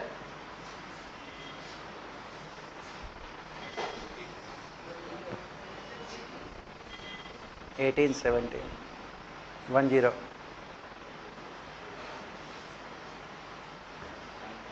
Anyway, find out about all these things. This is the template of your answer. The scheme had provided solutions to all these problems. The first and foremost objective is to increase the total volume of food processing sector. The potential. At present it is very, very less. I think the government's objective is to increase it to by 2020 almost $300 billion, something like that. I don't exactly remember the figures. You can find out those things. Then the government has said that they wanted to have at least 400 mega food parks all over the country in the future. Then the government is focusing on cold storage facilities, improving cold storage and warehousing facilities. It is also focusing on as part of the scheme only, which we are talking about, transportation facilities, to connect farmers to producers. And how this connection can be done? Producers will come out with their own demands for farmers depending on what the market behavior, and they will provide financial assistance to farmers also to cultivate those crops. They will also provide farmers with the necessary technology so that it will be beneficial for everyone. In the dairy sector, especially in the milk. Similarly, the government is also giving a lot of incentives to food processing industry in terms of tax reductions and tax debates and everything else. And then in terms of, as I said, the government is encouraging this food processing industry to shift towards what is called automated quality mechanisms, which is the norm in Western countries. Why? Because why we are not able to export? For the simple reason that we are not able to meet their norms. That is the reason why you have to improve the standards also. And finally, as I said, the focus is more on infrastructure. You have to talk about all these things. And in spite of all these things, you have to say that more needs to be done at the ground level. That is what you have to write. Next, how can this one, the next two questions are, I think three questions are related to science and technology only. How is the government of India protecting traditional knowledge of medicine from patenting by pharmaceutical companies? This is again is a application oriented question only. In patenting, what kind of patenting that we have? There are two types of patenting: product patents and process patenting. Do you know all these things? That is what you have to answer from this question point of view onwards. You have to talk about copyrights, patents, trademarks, everything else. I don't know much, but that is what I think. We have this Ayush Ministry is also there, I think. But I don't know the answer for this question, so I am not hazarding any kind of guess here. Next, process patents. I will not be teaching technology, science and technology, even if you force me. Okay. Yes. How can biotechnology improve the living standards of farmers? Again, it is related to technology. As I said, in science and technology, all the questions are related to application day-to-day aspects. Very, very important. You know about biotechnology, DNA fingerprinting technology and biotechnology, gene technology and all these kind of things. But how will it benefit the farmers? That is what. What are you talking about here? GM crops, BT cotton, BT brinjal. Yes, all those things. Right now there are so many challenges. Again, as I said, practical aspects. For example, take the case of BT cotton. When it was implemented initially, it provided excellent results. The output of cotton had gone up like anything. But at the same time, it is infested with so many viruses and so many pests also. Pest control has not been that present technology had resulted in more problems for the farmers. That is the reason why if you look at the farmers in those areas where cotton is produced, they have almost left this BT cotton also. That is the reason why there is so much of concern about BT brinjal also. On the one hand, this Science and Technology Ministry and the research organizations are strongly advocating, but the government is very cautious about this BT brinjal and other genetically modified crops also, GMCs. Whether they might be benefiting the farmers initially, but in the long term, they are causing huge amount of negative effects in the form of this output not being able to have any kind of resistance from new kinds of diseases, new kinds of viruses. Pest management and pest control has become very, very difficult. Again, as I said, whatever this I know is only from practical point of view at the ground level, but you have to link it to technology. Then define the concept of carrying capacity of an ecosystem as relevant to an environment. Explain how understanding this concept is vital while planning for sustainable development of a region. This is again part of science and technology or environment, both are combined together. But again, as I said, I want you to find answers to these kind of questions. But you can even write answers, but you must write what you call technical answers for this kind of question, little bit technical. You require knowledge of geography, ecology, environment and society for writing these kind of answers, and you must combine all of them. That is very, very important. Integrated. Next, disaster preparedness is the first step in any disaster management process. Explain how hazard zonation mapping will help in disaster mitigation in the cases of landslides. As we say, one of the important natural disasters is landslides, and that is where you talk about disaster preparedness. What is this this hazard zonation mapping? What do you do as part of this hazard zonation mapping? Where do these landslides take place? Very good. That much information more than enough. Yeah, that much information is more than enough. Okay. So hilly areas and mountain areas, that is where this scientifically hazard zonation mapping is done. What exactly this hazard? These are all technical things, because if I talk about them, it doesn't look good. It is better if you read those things. But again, I suggest that you please go through second year's report on crisis management, data management. They talked about all these things. very well. I can talk about these things, but since I am not qualified to talk about these things because you require a little bit knowledge of geography and science and technology. When I talk about these things, it looks only a peripheral thing. I cannot go in depth into those things. So that is the reason why I expect you to do those things. But again, as I said, I can give you the source. As I said, second year's report on crisis management talks about it, and then go through Ministry of Home Affairs. In the Ministry of Home Affairs, you have a separate disaster management division is there. Look at their annual reports, you will come to know about all these things. Next, otherwise, I can give you the definitions of hazard zonation mapping and how it is done. But again, even I am not satisfied because I don't know too much in depth about all those things. Next, the Indian government has recently strengthened the anti-terrorism laws by amending the Unlawful Activities Prevention Act 1967 and the NIA Act. Analyze the changes in the context of prevailing security environment while discussing the scope and reasons for opposing UAPA by human rights organizations. Only thing is that this question, exactly the same question I had given in public administration, Indian administration. You have law and order is there. So this year I gave the question, but again as I said that the same syllabus is there for public administration as well as GS as part of internal security. So you can expect the question. Now what is the problem here? As I said, recently Parliament has passed amendments to NIA as well as UAPA, and it has given huge amount of powers to NIA, by amending NIA as well as UAPA. Now what is the problem here? Why human rights organizations are opposing it?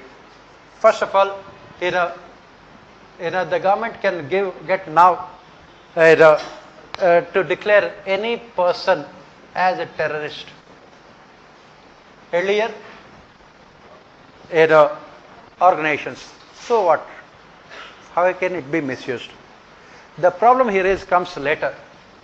Once a person is declared as terrorist by the government, the proof of innocence, the burden of innocence lies on his shoulders. He has to prove in a court of law that he is not a terrorist, which goes against the principles of natural justice. He has to prove in a court of law. And again the problem comes up here.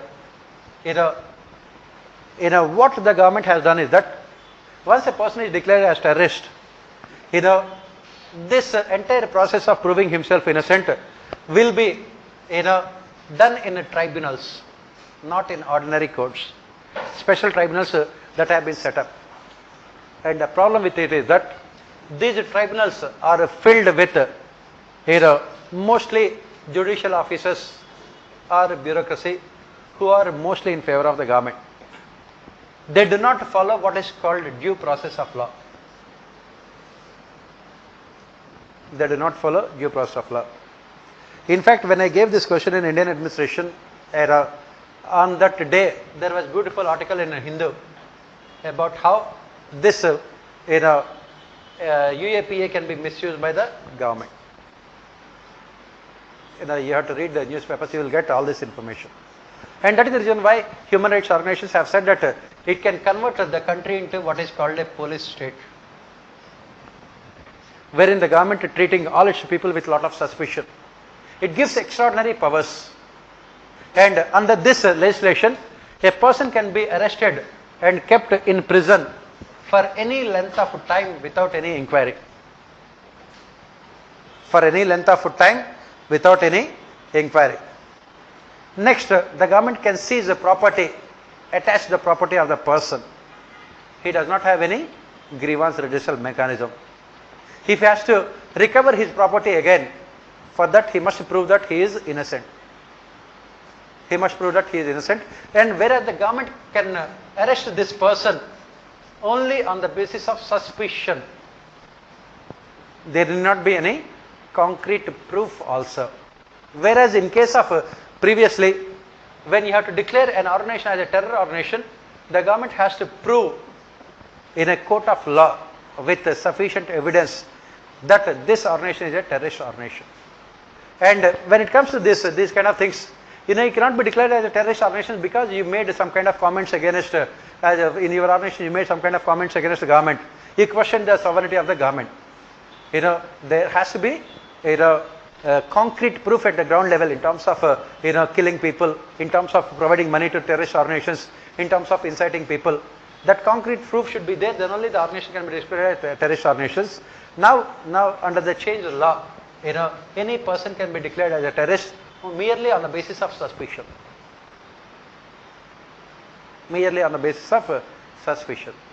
Any person can be arrested, can be declared as terrorist. That is where human rights organizations in the country are criticizing. It converts India into a police state. That is where the problem is. And Articles 22 and 14 are violated. What is Article 22 and what is Article 14? Article 22 talks about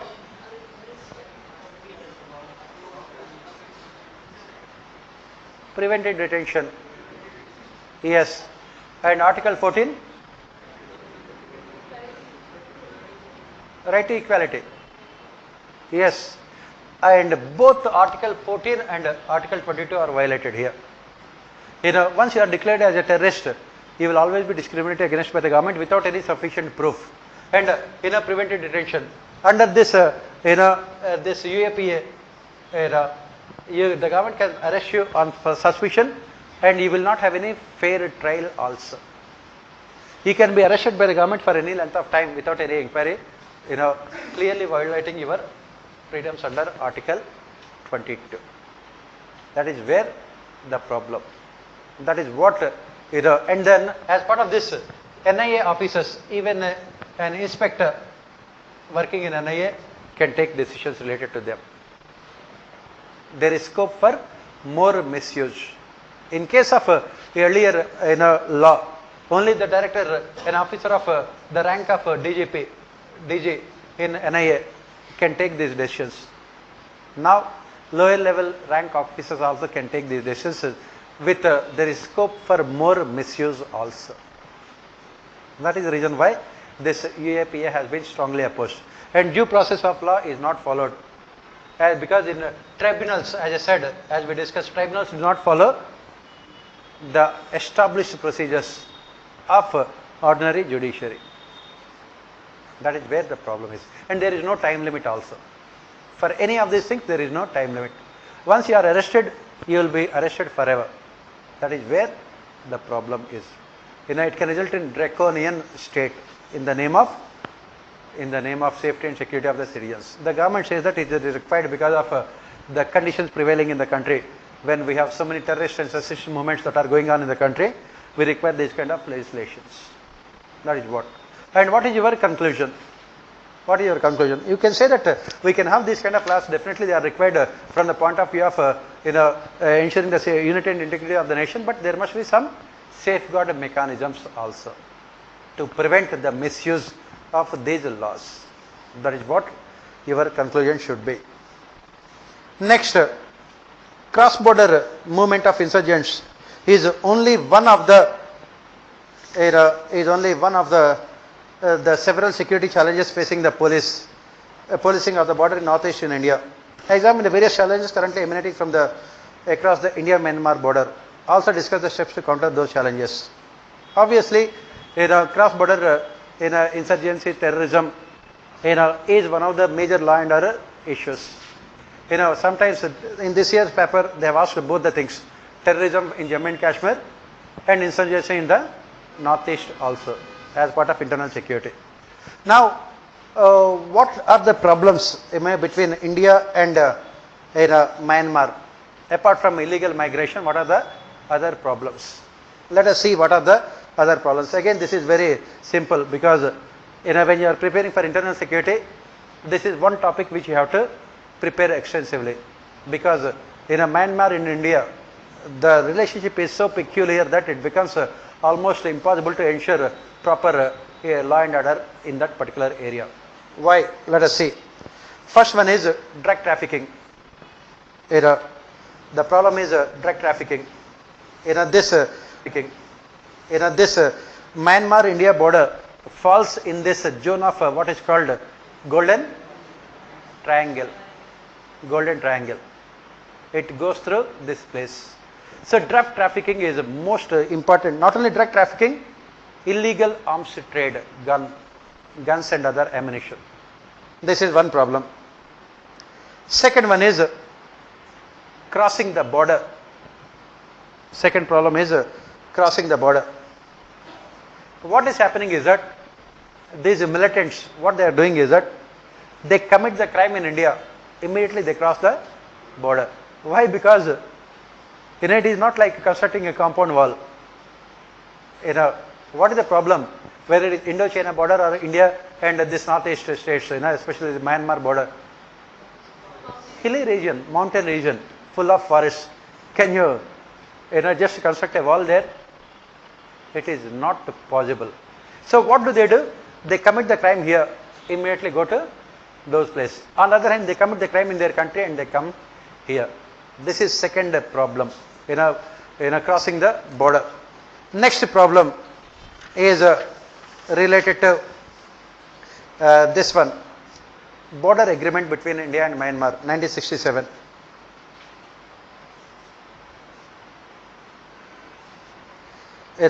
The same, the kind of problem as we have said with China also. In this 1967 border agreement has not been fully implemented by either India or Myanmar. That means we have not recognized clearly the borders, what is India's border and what is Myanmar's. So India always say that we'll go to 10-15 kilometers into Myanmar and say that it belongs to us. Myanmar will say the same thing. Since India is a much bigger country, India will do these things in a much more frequent manner. Recently also, Indian army went into Myanmar and killed the militants also there. Next problem is free movement regime. As part of the border agreement, we have one agreement, that is free movement regime. Free movement regime, REGIMA, wherein the tribals are permitted to cross the border. 16 kilometers is called what you call free movement regime. That means tribals from Myanmar can enter into India, Indian can enter into Myanmar. And for these 16 kilometers, neither Indian and nor Myanmar security forces are operating here, because it is called a free movement area. They can go here, they can come there. It is free movement, and that is where again major issue, because maximum amount of crimes are committed here only. And when India recently went into Myanmar, we went into these 16 kilometers only and killed the militants there. Sometime back, 2 years back, this is what happened. Before India ventured into Pakistan, Balakot strikes, we had conducted experiments in Myanmar. Our Indian army went into their country and they killed the militants there. Next problem is, as I said, the problem is the terrain. Very, very difficult terrain. Very, very difficult terrain. So, in those places there are neither transportation nor communication facilities. Neither transportation nor communication facilities, which comes in the way of a better border management. This is another problem. And another problem is, major issue is that the government does not give importance. Indian government does not give much importance to border protection, Indo-Myanmar border. We are not that much concerned. All our security forces are there on the side of Pakistan or China. But Myanmar, we take it lightly. Let the tribals come here and go there. How does it really matter? Bangladesh, we are more worried. But Myanmar, we take it lightly. That is where the problem is. Government does not pay serious attention. So what are the solutions? Obviously, you take the problems and reverse them, you will get the solutions. Who is responsible for maintenance of borders? Assam Rifles. Assam Rifles are responsible for maintenance of border. I thought that all of you will say BSF only. Indo-Myanmar border is the responsibility of Assam Rifles. Assam Rifles, Central Police Organizations. One, pardon? It is a part of? It is a part of C. Okay, fine. Assam Rifles are, responsible for maintaining this border. The problem is that the government, has not, provided the necessary ammunition or, machinery to Assam Rifles. They did not modernize the functioning of these Assam Rifles. That is where the problem is. Second thing, as we have said, is that the government simply did not pay any attention, lack of attention on the part of the government. So, if you look at all these problems, the solution lies in, what should the government do? Government should involve the local tribals. That is the only solution, because you don't have the sufficient strength also to tackle these problems. So you have to involve the locals. That is the reason why in recent times, if you look at in northeastern states, in northeastern states, the chief ministers are deliberately or consciously, asking the local people to identify the foreigners, so that they can be deported to their original countries. That is what is happening after BJP came to power in northeastern states. That is what is happening. Otherwise, as I said, it's mostly basically the textbookish solutions. Give more arms, ammunition, improve technology, and ensure continuous vigilance, and involve the locals, and demarcate the border areas better. All these kind of the solution that which you can talk about. So again, as I said that some of these questions which you can answer very easily, because some of them are factual, but rest of them are require good amount of analysis for this paper. And let us look at these social issues also. Very briefly we can discuss the social issues. Again, if you look at all the 6 questions that were asked in your paper 1 as part of social issues, it does not require any kind of preparation. Whatever the number of books that you study, you will not answer any of those questions. If you don't study, you will answer all them very well. That is what we study. We say ignorance is a bliss where knowledge is a vice.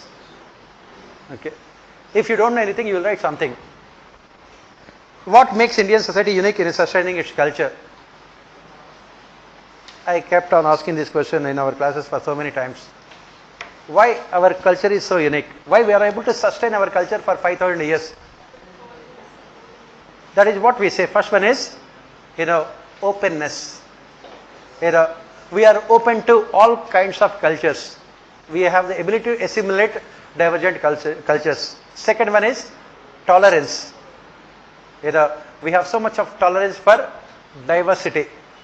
As I said, if you, some time back when we discussed in our classes, what we have said is that, how do you define Hinduism? What is the definition of a Hindu? If you are a Muslim, we know. We can identify a Muslim in terms of his customs and traditions and everything. You can identify a Christian. You have to read Bible. You have to go to church, and you have to accept. If you are a Catholic, you have to accept the authority of Roman Catholic Church. Muslim means you have to perform namaz 5 times in a day and read Quran. What is a Hindu?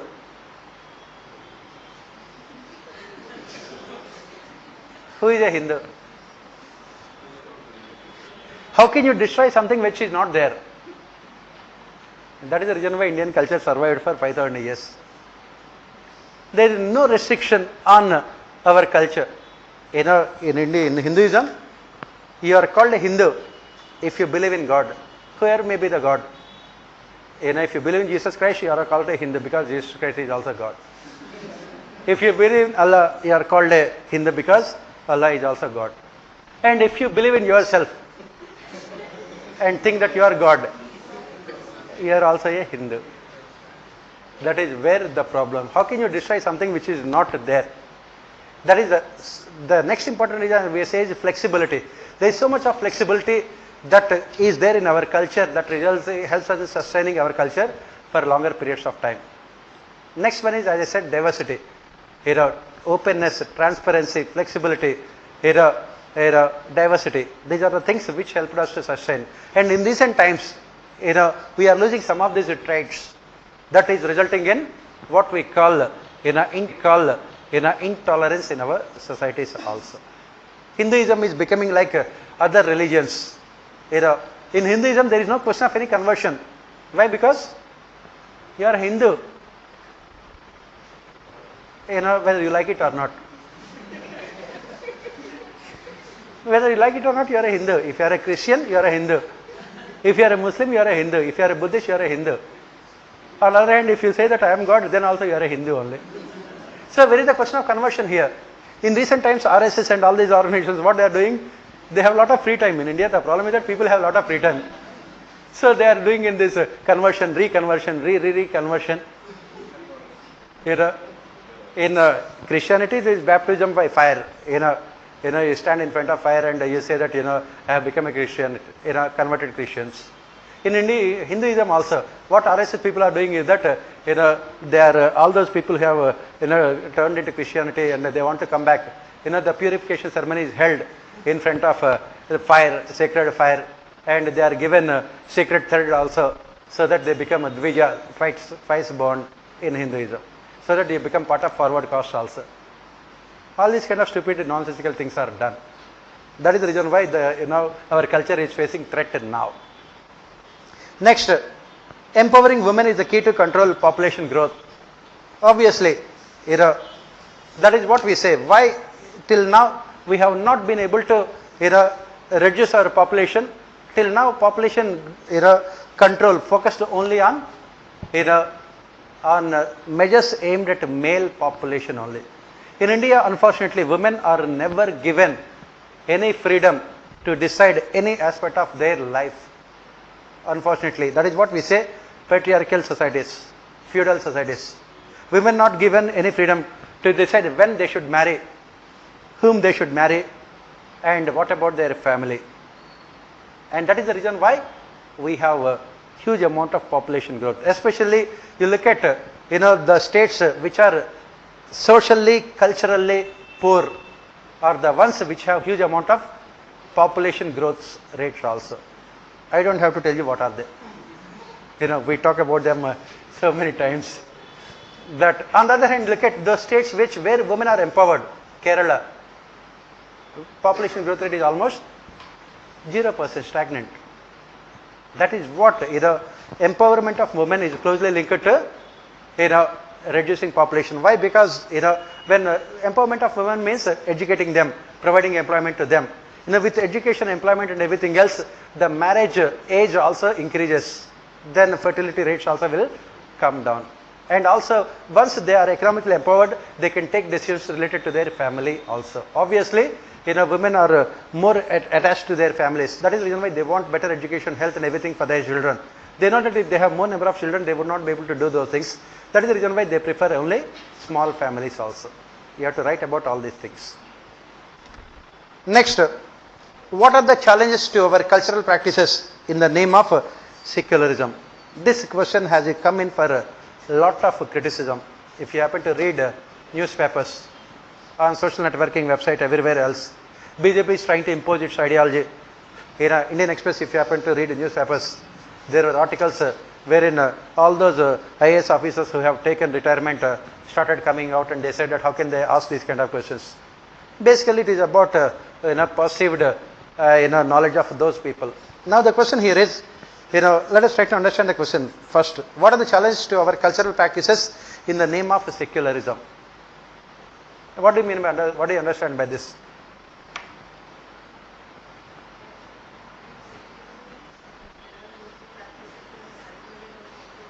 Yesterday we discussed about one thing, India and France. Unfortunately, in India also we are moving towards like what the French society is. Lot of things, lots of things. For example, entry of women into temples.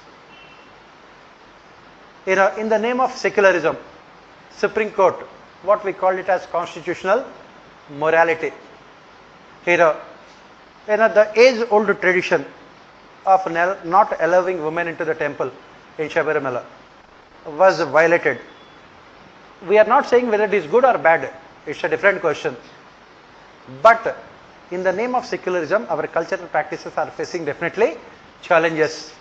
That is what we are saying. Similarly, take the case of triple talaq or uniform civil code, or the cultural practices. For example, this cow slaughter. Now what is happening is that earlier we talked about food processing industry. In recent times, in food processing industry in India faced so much of challenge. Why? Because most of the states in India, they have banned cow slaughter. That is what I am saying. Not only they banned slaughtering of cows, they also banned export of meat also. They banned export of meat also. That is the reason why Uttar Pradesh state government, they used to get thousands of crores of rupees of revenue, running into almost 80,000 crores of rupees of revenue every year. It had lost because the state government officially closed all the slaughterhouses. Okay. Again, that is the problem here. The problem here is that should we follow your cultural practices or should you be secular? That is where the problem is. If you are talking about secularism, if you are talking about scientific rationality and everything else, they should not. These are all only beliefs which do not have any rational basis, right? But again, can you simply ignore all these things in the name of scientific temper? That is where the problem. Similarly, in case of Mumbai, this masjid is there, Haji Ali Masjid, I think, where women are also not allowed. They are again. So you can see all these things. Another thing is that the cultural practices. Women normally, we have patriarchal families, but women are not given any share in the family property or anything else. In terms of divorce and everything else also, take the case of marital rape. The government is not willing to recognize this marital rape. Why? Because the government believes that it is not a crime, but it is a crime, right? Yes, this kind of cultural practices should be removed, some of them, but the government is not willing, because the government is not willing to be secular also. The government does not want to be completely secular also. On the one hand, if the government becomes secular, there are some problems to cultural practices. On the other hand, if the government does not become secular, it creates more problems also. We don't know how to find solutions. That is the reason why government is becoming what is called selective in its interpretation. The government wants this triple talaq practice to be abolished, which is good, which is fine. But the government gives in the same manner, does the government makes this marital rape a crime? They don't. Similarly, does the government makes it mandatory for families to give a share in the property to women? But it is not implemented. That is what. That is where the problem is. Similarly, the government does not want to touch some of the religious customs and traditions of either minorities or majorities for fear of backlash. That is where again the problem is. Again, at the end of the day, what we are saying here is that it is a wrong interpretation of secularism that is creating problems. If you have to be secular in everything that you do. But selective interpretation of secularism, it is causing problems to, challenges to cultural practices. That is where the issue here is. Next, do we have cultural pockets of small India all over the nation? Elaborate with examples. What do you mean by that?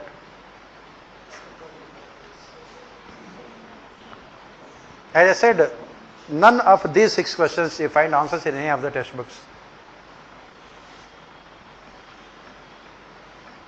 Yes, do we have cultural pockets of small India all over the nation? What do you mean by that?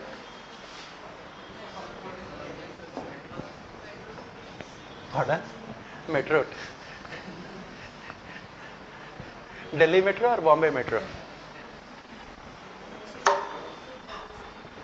what is the definition of India? India is a multicultural, multi-ethnic, multi-religious, multilingual, multi-racial, multi-caste and professionals. That is what we say. India is defined in terms of its diversity. Now the question says that, can you find this kind of diversity, cultural pockets of small India all over the nation? Earlier, this diversity is restricted only to metropolitan cities. Metropolitan cities are what we call small nations. You take the case of Bangalore. What is the language spoken by people in Bangalore? Kannada is minority. They speak all kinds of languages. Why? Because it is a multicultural society. Take the case of Mumbai. Marathas are in minority. That is the reason why Shiv Sena is there near the railway stations to welcome the people. That is where. And the other day, this BJP in Delhi talked about NRC for Delhi also. Arvind Kejriwal has said that if you talk about NRC, the first person should be leaving is Biharis and UPs. That is what all our cities, metropolitan cities are full of these migrants.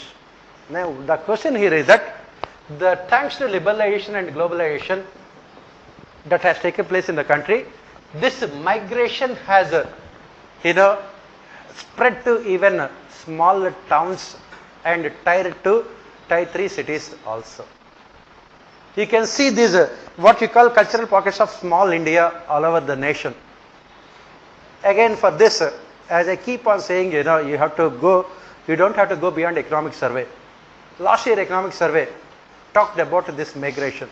One full chapter was devoted to migration of people. That is where these statements are picked up. Never go beyond economic survey. That is what we are witnessing, is that we can see small India in almost all the parts of the countries. That is the reason why deeper inside Tamil Nadu, they will be celebrating the festivals of North India. Why? Because people went there and they settled. After liberalization, huge amount of migration has been seen from North India to south and western parts of the country, because that is where maximum amount of development had taken place. And then people from south come to this North India because Delhi is the capital, administrative capital of the country. Because of this, because of which, what is happening is that you go to any place in India, it is called a small India with so much of diversity. You take the case of Delhi, they celebrate all kinds of festivals. The festivals which normally are generally celebrated in South India as well as in North India. For example, the coming this Dashera, it is mostly celebrated in Bengal, but nowadays you can see celebrating. For example, similarly take the case of this Ganesh Chaturthi festivals. It is mostly in Bombay, but it has spread to all over the country now. That is what we say, cultural diversity has spread thanks to migration. And this migration is because of liberalization and globalization. Next, what are the continued challenges for women in India against time and space? As I said, if you know about women, you will be empowered. Okay. As we keep on saying. So what are the challenges for women in India against time and space? What do you mean by that? First of all, what have you understood by this question?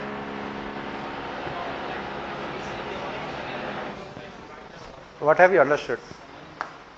Time and means morning, afternoon, evening.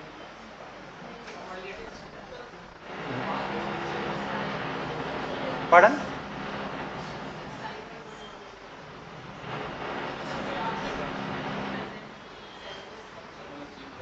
Space. What is it?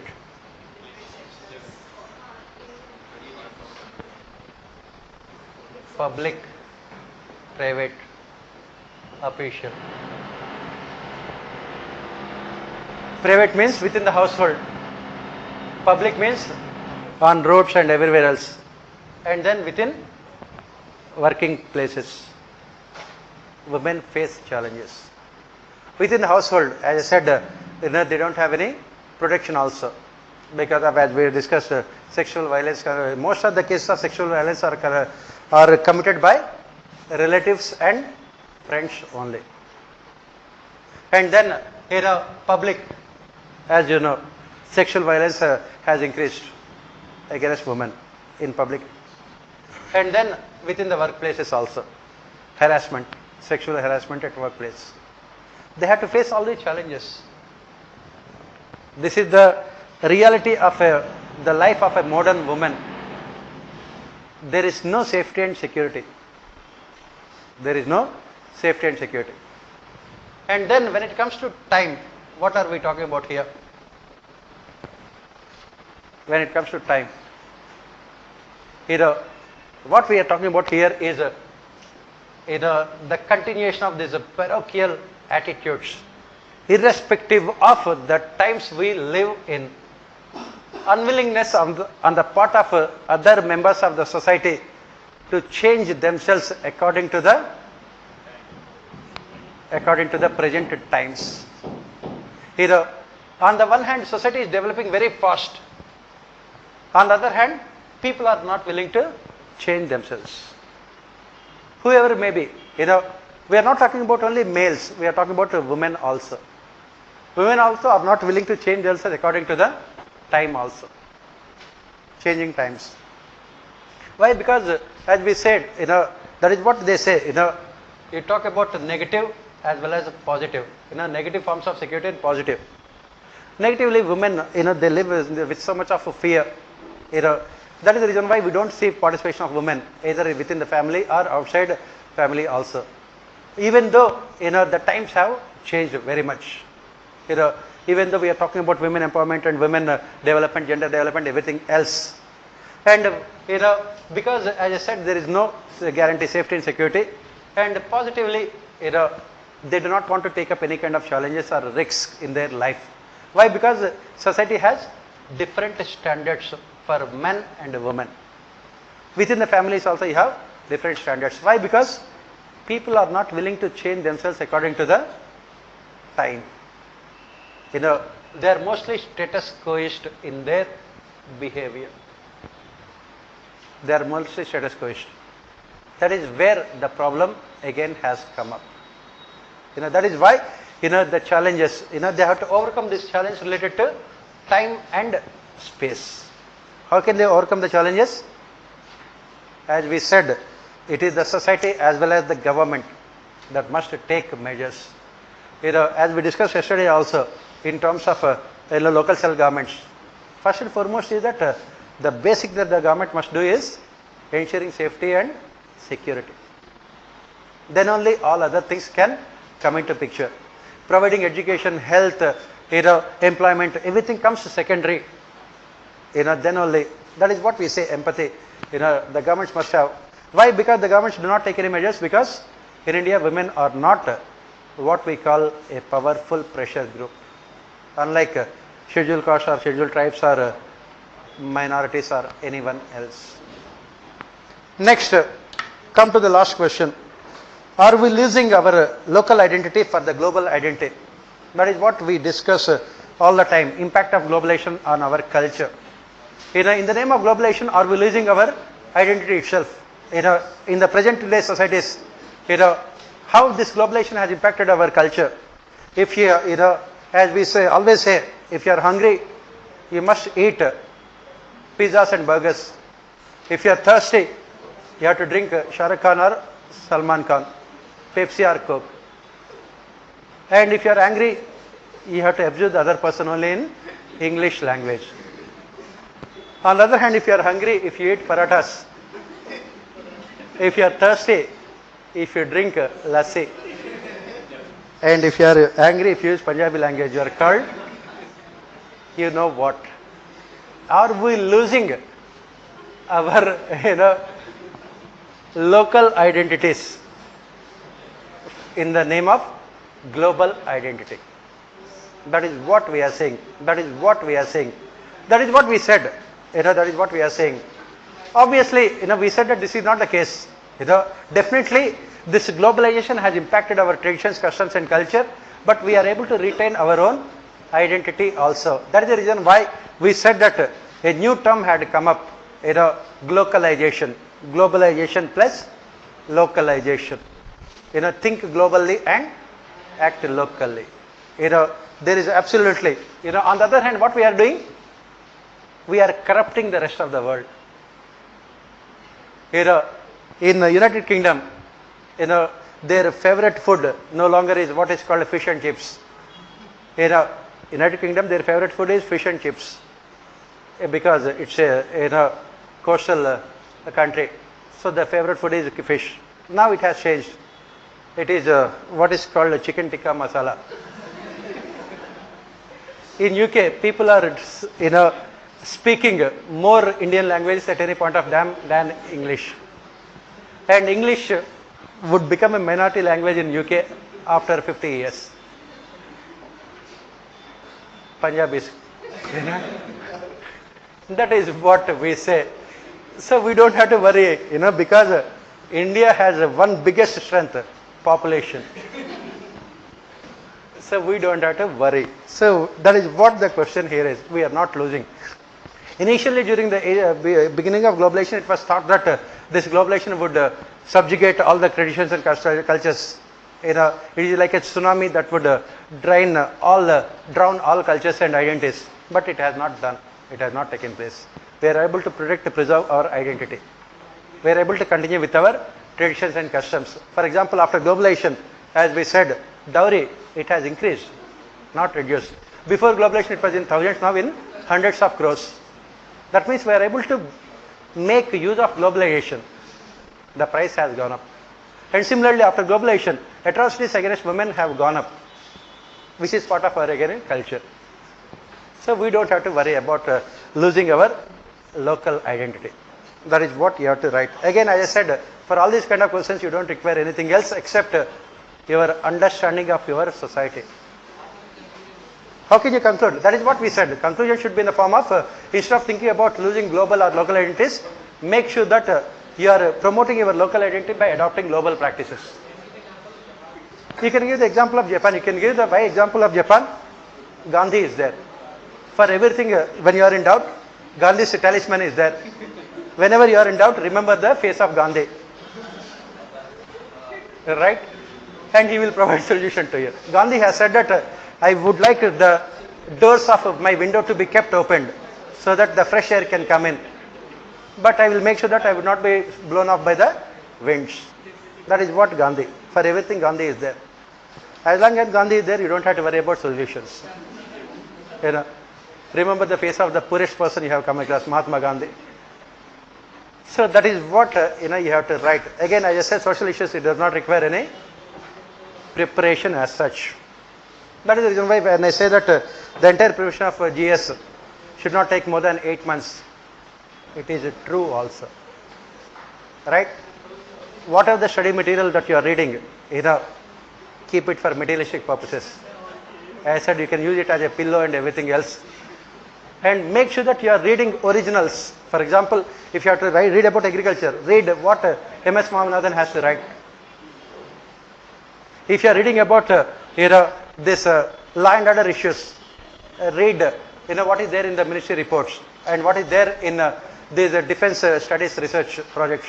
There you will get all the critical information which is necessary for this kind of examination. And then make sure that you are going through all the government reports in a religious manner. Very, very important. So that is more than enough. I think whatever the discussion we had, I think it must have been useful for you, productive. That is how you have to go about your preparation and develop that integrated perspective. Linking everything. Linking polity to economy to administration to culture to society to geography and history. Then you will come out with beautiful answers. As I always say only one thing, like ocean, the water in the ocean, knowledge is the same. When it is at different places, we call it with different names. In India, we call it Indian Ocean. In America, you call it Pacific Ocean. But the water is the same. Similarly, knowledge is the same. We divide that into polity, economy, history, administration, geography. As long as this artificial division is there, you will never become knowledgeable person. Rise above these artificial differences and find out the interlinkages. That is where your preparation for UPSC can be unique from others. That's more than enough. I think I can wish you best of luck for your preparation. Otherwise, tomorrow morning we are meeting and we will be continuing with our public administration class. That's it. Thank you.